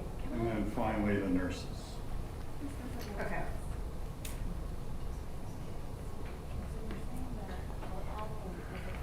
Board, is there any questions on this component? Okay. Okay. You have a comment? Go ahead. This whole thing reminds me of my favorite authors, Mark Twain, when he says that there's liars, damn liars, and there's statistics. So what I'm seeing here. I'm sorry, guys, we're trying to hear Mr. Connexted. Thank you. I don't want to interfere with what you're doing back there, so. Finish? So anyway, can you, in 1 or 2 sentences, tell me, are we not, it doesn't look like we're being very competitive in all areas. Are we being competitive or not? I mean, I'm sure if I talk to the groups, we're awful. So going back to Mark Twain's. Yeah. I'll counter that with beauty is in the eye of the beholder. Sure. I think just a simple numerical analysis. If you look at the nurses, I'd say we're very competitive. Any number that's below 100% means we're not paying as well. Any number above 100%.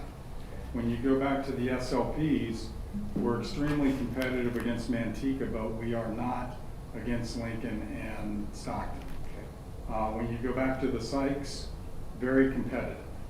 When you go back to the counselors, you know, it's a mixed bag again. I think we did well against Manteca and Lincoln, but very poorly against Stockton. So, and then the board will see in a moment too, we not only looked at how much, we looked at how many.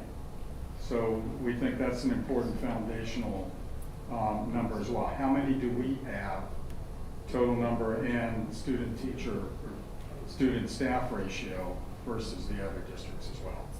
Well, and I appreciate you not cherry picking, you know, just places that were better than the other one. So what's the solution here? I mean, the May revise has been out. We're not going to get any more money. I mean, this is it. I mean, there's no real solutions to granting more raises and all that kind of stuff. Well, I think, you know, again, we want to try and be the number people and be agnostic among all this. Mm-hmm. We can certainly make recommendations. I'm not sure it's necessary. I've heard a lot of great ideas tonight. Okay. I think you'll see, especially in the ratios between staff and students, that the board has a very large balance sheet, and it's dedicated big portions to some things and little portions to another. So maybe that's the discussion. I would always caution that, at least in terms of the way budgets must be presented, and I think as we start to unfund the open positions, the board's flexibility in drawing on reserves is going to plummet in the years to come, especially if there's any type of economic disruption. And it sure kind of looks like we're headed that way. I would think so, yeah. 6 years ago, no, everything was great. Now, we're not falling off the cliff right now. Even if you look at the stock market, you probably jump off a building. But retail sales are still good. Unemployment or employment is lower than it was because the labor market has shrunk. But unemployment's not high, unemployment's low, but still we have fewer people working. Prices are coming down on assets, but there's no whole-scale panic yet. This isn't 2008, 2009. But the biggest focus that I will have in my tasks is that I just cannot see our enrollment growing. Could happen. The immigration floodgates could open again, and these houses could fill with kids. But barring something like that, I don't see it. When we talk to developers and we say, you're building all these houses, where are the kids? And say, well, it's either people coming from the Bay Area that sold a 25-year-old house, their kids are off in the job market, labor force right now. So they sold, paid cash for what they have here, and they didn't bring any school-age kids. So birth rates are not increasing globally, nationally. I don't know where to turn to find additional enrollment. So, but the good news is the board's been very, very frugal. and very careful with this money over these last 10 years. You could endure a lot, but I think it's time to start focusing on your positions right now and making decisions over those. Thank you for your time. Good. Thank you. Any other questions? For the teachers. Yeah. Okay. We'll go to the teachers next. Oh, wait, you guys have Teacher. something. The only thing, and I wasn't able to attend the SBAC committee meetings, I know Araceli was in attendance. Just to put in perspective, there's probably 150 of our employees that participate in the professional growth program, and not all 150 have 5 steps. So it's 5 steps, 2% of your pay additional. The other thing, I would be really interested to see the numbers, how much these classifications receive based off an 8-hour cap for health and welfare. That's it. Thank you. Thank you.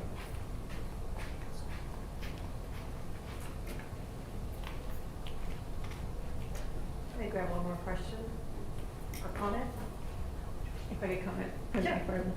I just wanted to say in the comparison to give a word of caution that Lodi Unified and Stockton are both their own SELPAs. So this is for LPPA, and we're talking particularly about special education students and some of those staffing ratios. I'm hoping to see some revisions in those staffing ratios because a district like Manteca, their more severe students and low incidence students are going to be served by the County Office of Ed because they're a part of a bigger SELPA.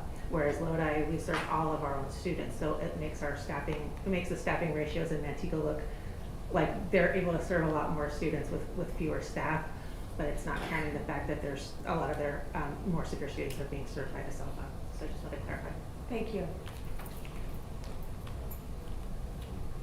We could probably quantify that at some point. I don't think we can get there by June 7th. Okay. We have teachers, and teachers 2 ways. Can we go to the comp analysis tab in the far left? Yeah. So we'll walk through this one. So the comparison was with Lodi against Stockton, Lincoln, and Manteca. And this one is using actual health and wellness. If you can open up the other one first, I think that one might be better. We'll cover this one second. Thank you, Andrew.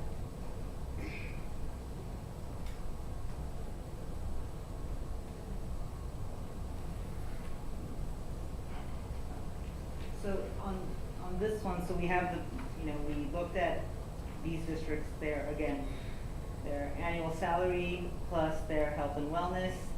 And then in this tab, what you see here on this very first tab is we took Lodi and divided it by the average of our 3 districts. So this is how we compare to our neighboring districts. Do you mind scrolling a little bit? Okay. And then just important note, we ran it 2 ways. This one is run using where the health and wellness are actually taken, not using the budget number of 10,136. Just for a review, could you go to like one of the very last, you're gonna have to scroll way far out, Andrew. Maybe on your, see on the left side you have the little right arrow? Mm-hmm. Okay, and you wanna click on Lodi Annual HW. So this shows each cell, what you're seeing here represents the average of the benefits taken on that cell. So simply, the bargaining agreement states 10,136 per year. Where you see a larger number means that the residents of those cells are actually participating in plans that the bargaining unit has assigned a higher cap to. Right? Because we don't distribute 10,136. We give the bargaining unit a pool, roughly 1,500 employees times 10,136, and the bargaining unit places the money where it thinks it's best placed. This is that reality of where the money's actually going.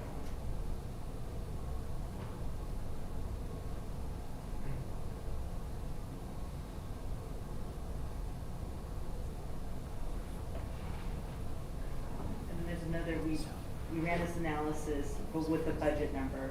If you, could you go back to the list? Okay. That one. In each one, we programmed to do like what if analysis on all of these. So where you see the color, but on each of these worksheets. Now, I'll make a comment. Mr. Connexa asked this question about the previous scales. I'll go and answer it for this one as well. Two left-hand columns are obviously the weakest point. However, and another note that all the numbers you see here are unrestricted employees, not categorical employees. So in our comparisons against Lincoln and Manteca's unrestricted teachers. In our salaries, in our teaching staff, in the two left-hand columns, there are only about 4.5% of the teachers in those columns. In the middle two columns, about 34.5%. And then 61% of your teachers are in the two right-hand columns. We have experienced staff. No. And we'll make a point about that from a budget perspective in just a moment as well.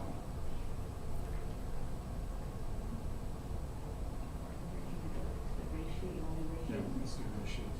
Okay, you could pull up the ratios.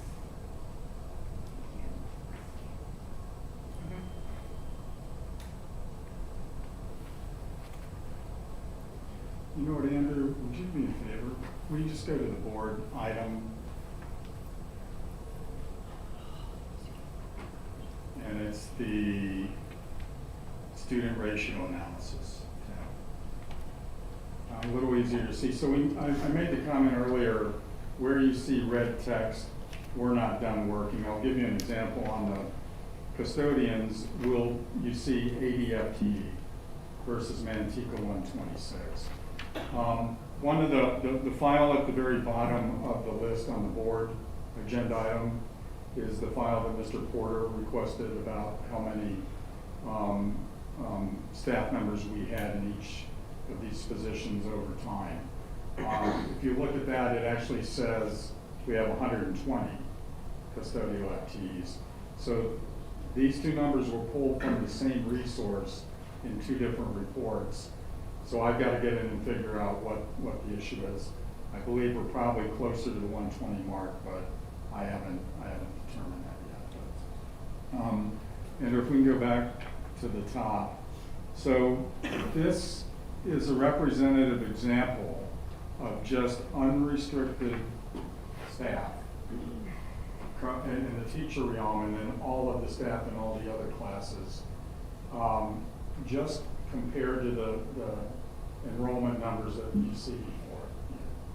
So for instance, on our unrestricted teaching staff versus Manteca's unrestricted teaching staff and Lincoln's unrestricted teaching staff versus the unrestricted students in those districts.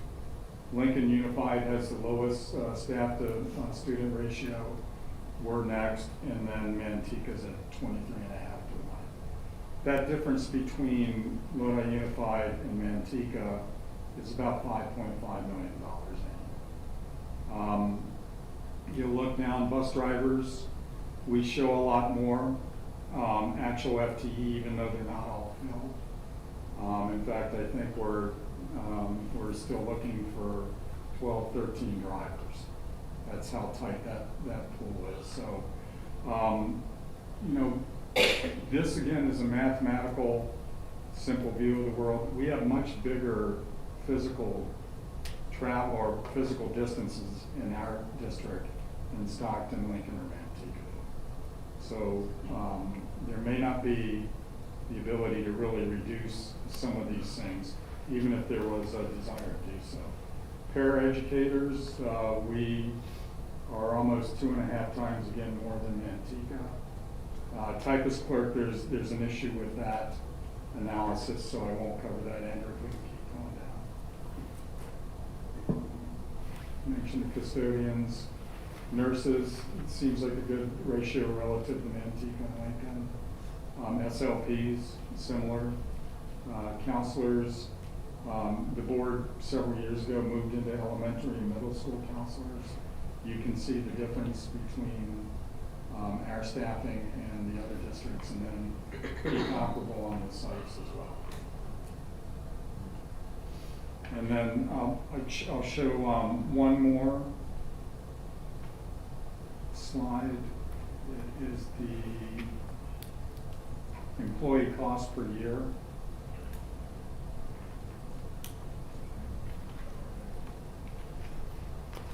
So what this, we talked about this back in the budget year last year and throughout this year, but Mr. Connex had just mentioned we have a lot of experienced staff. So this is a tailwind for your budget going forward. It won't completely erase negative numbers or deficits, but as our experienced staff begins the retirement process, the probability is you're going to replace at lower salaries for at least some period of time.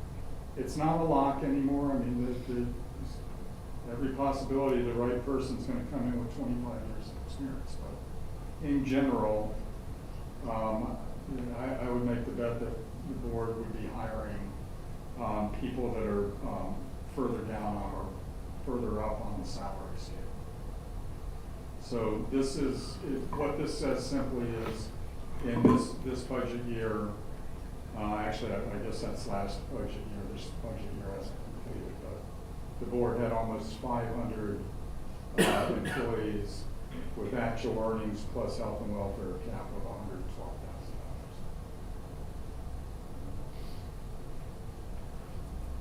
$112,000. I got two questions. Can you explain the huge jump in total employees between 2017 and 2018? Not at this time, but I can dig into it. 96, yeah. The other thing is, on your total employees, does this include all administrators and everybody? Includes everybody. Gotcha. All? This doesn't, it's not classified. All right, no, this is not classified. Couldn't be. I'm sorry, when Mr. Shaw put this together, I'll get that answer. Yeah, because we have But it's 1,500 teachers, right? This is not all employees. Well, who is this then? I'll get the answer. Oh, probably people that are on 120.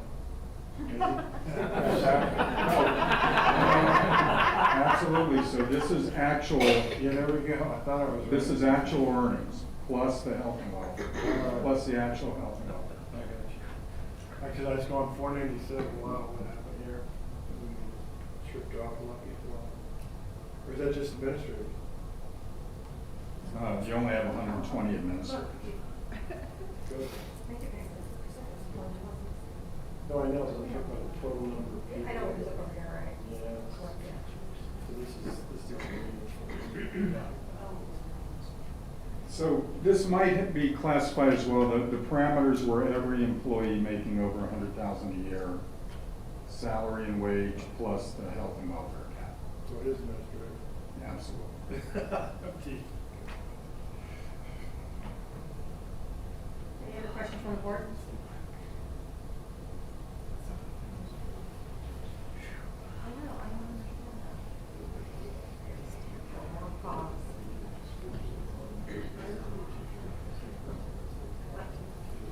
Is there anything else that you need from us? No, ma'am. We'll keep working on this. We know it's still a little raw. Dr. Washer, where do we go from here? Home? Thank you. Gary really wants me to adjourn. Hold on, Mr. Porter has one more. One more, and that's custodian. I'd like to go take a look at FTE by job title, I believe it is. That'd be your last presentation on my slide. And in 2009, custodial, we had 140 employees, 136 were FTE, is that correct? Yes, sir. And now I'm looking down at custodial, we have employees 130, only 120. So in 13 years, we've lost 13 custodians. And I'm sure that we have grown a lot since then. So So the cuts, those are the cuts probably after 2008, right? Yeah, so you'll notice the big drop in 2011. But we never restored. Never restored. There were 10 added about 3 years ago, I think. as part of the LCAP. This includes landscaping, everything. Custodians, no, it's just custodians. Just custodian. Where would your landscapers be and all We that? haven't, what Director Anders did, this is a lot of work. No, So- I know that. So we took the 5 largest classes. Gotcha. Under the boards. So we have way more classrooms, and are they in a shorter time period to finish the classroom, right? Are they in a rack time for every room they clean? Right now, they're, with all of the, we're going through COVID with staff staying home due to COVID leave. Right. So, I mean, there are weeks where the rooms only get trashed and that's it. My last and final question, because I've had way too many. If a custodian takes vacation during the school year, who pays for that? The employee gets his No, I mean, does that come contractual. out of your money or the side money? No, it comes out. Part of the job. No, I understand that, but But- aren't they being encouraged to take their vacation during the summer or during break? Depends on what they're doing at the school site. Some of them want to be there during that time of day. Well, what so- hap- I'm sorry to interrupt. I do that too much. You do. Thank you. Thank you for wearing a mask now. But, I can add to that. Do you understand what I'm saying? Yes, sir. So, first of all the custodians are centrally coded, so it's district, Right. not site line. The second thing is, we have this conversation all the time. The deep cleaning occurs in the summertime. Right. So, why don't we have them take off during the school year? And the issue is we have so many unfilled positions, and however many are out that day, that week, Right. that Mr. Wise is always terrified that the sites will fall apart if we allow people to take a vacation during the school year. So, okay, thank you. I have a piggyback to that. Thank you. So, obviously, you know, I harp on the need for custodians for health and safety also. It's not just taking out trash, it's a safety component. And also, we're doing a lot of work with Measure L, Measure U, and it's really incumbent upon us to take good care of our new facilities, or remodeled facilities, or our old facilities. I don't want anything to be crumbling. One of the problems also comes in is that, well, a little history here. I've been cleaning classrooms since I can remember. My mother was a teacher, my wife was a teacher, and so on down the family line. So, Including Michael? He has. at the beginning of the year, you betcha. And it's not because the custodians aren't doing their job. It's because the job is too big for the number of custodians that we have.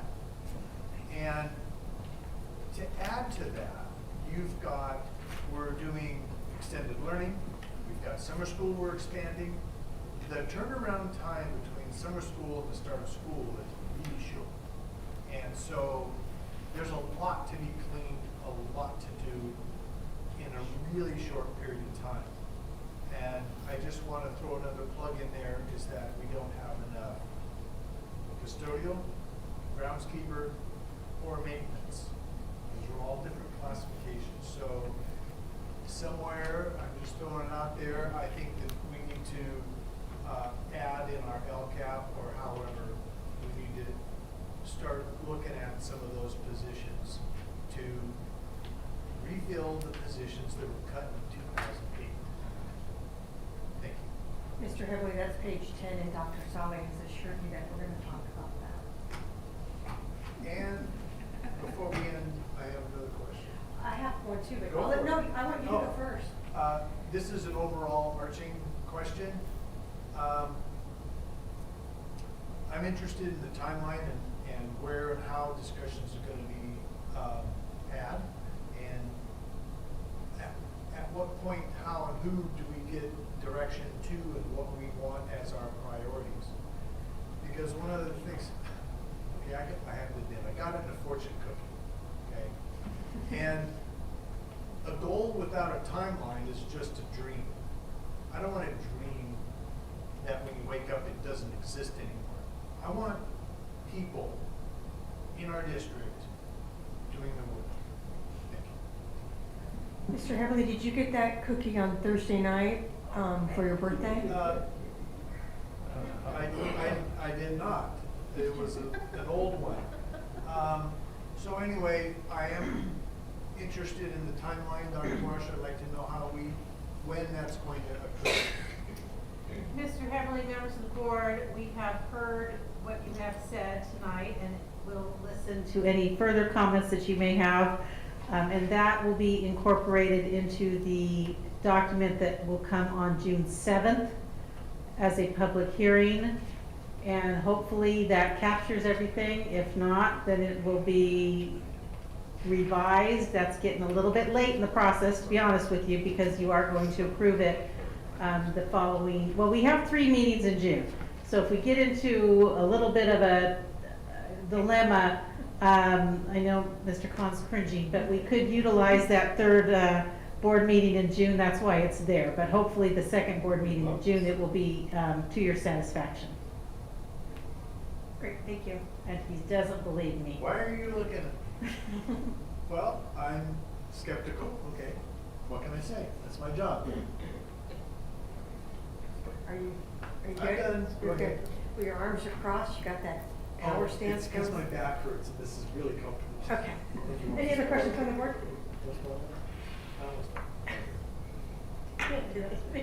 Madam Chairman, I move we adjourn. Thank you. Is there any other public comment on this before we adjourn? It's nice and quiet. Oh. Somebody's moving. Hold on.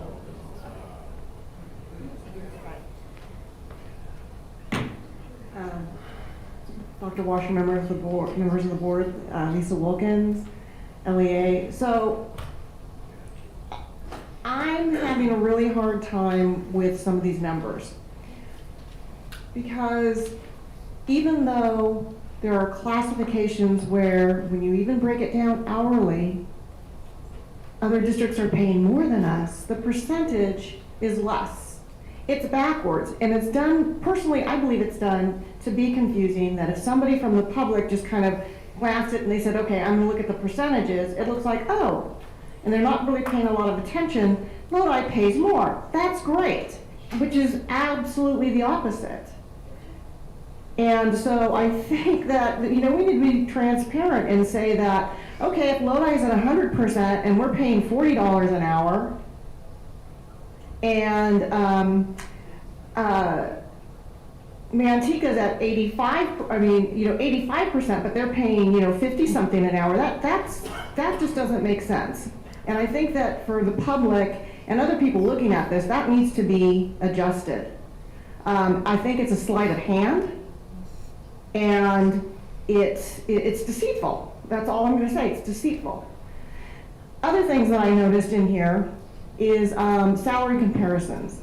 So for a first-year teacher in Lodi, we're at 85%. If you look at the salary, it's if we're 100% and Manteca is 85%. Okay, if Manteca is paying $40,000 for a first-year teacher who's in the intern program, has a BA, working toward getting that. If Manteca is paying $40,000 a year, 15% less is $6,000. We're paying $34,000 a year. That's huge. That's huge to someone who's taking on the cost of getting their credential, who may have student loans from being an undergrad, who probably has housing and car payments. Let's use some real numbers here. Let's not pussyfoot around using these percentages. The other thing that I saw is in the graph where they were saying how much the average teacher is spending on healthcare. And some of them were $17,000, $18,000, $19,000, even $20,000. That means that additional, anything less than that $10,800 that Mr. Khan is using for his numbers, that's coming out of that member's pocket. Okay, that difference is coming out of that member's pocket. So they're paying that additional, $8, $9, $10,000 a year out of pocket. So again, we need to have some real comparisons, apples to apples. And you're only going to Manteca and Stockton primarily, and Lincoln. Let me tell you, that's not where our teachers are going. They're going to school districts in Sacramento County. They're going to Elk Grove. They're going to Natomas. You're being very limited as to where these teachers are going. I have talked to teachers who are leaving. This is where they're telling me they're going. They're not going to Manteca, some of them are. Some of them are going to Tracy, but primarily they're going to Elk Grove and other Sacramento County school districts because they pay better. Their health and welfare benefits are better. I'm going to give you a concrete example. 2-year teacher, product of Lodi schools, got her credential and master's degree at the same time from UC Davis. She spent 2 years here, wanted to have a career here in Lodi, but she can't afford it. She's going to a Sacramento school district, Sacramento County School District. She's going to make $9,000 more and pay $500 less in health insurance. That's huge. She has student debt. She hasn't been able to live in her own apartment. $9,000 a year, that's just salary, okay? Plus the $500 less in health insurance. You've got to start thinking about that. Lisa, while I appreciate your comments, this is also, we're trying to get information for LCAP, and that's a discussion, an ongoing discussion for others. It does, because it does apply to LCAP. It applies to one number. It does affect that. Any other comments from the board? Any other comments, Dr. Washer? President Farland, I'd just like to make a suggestion. Perhaps Ms. Wilkins would be willing to meet with Mr. Khan so that he can give her an accurate presentation of the numbers that he presented, as her statements were incorrect. Thank you very much. Any other comments, board? With that, I would like to adjourn. It is 8:45.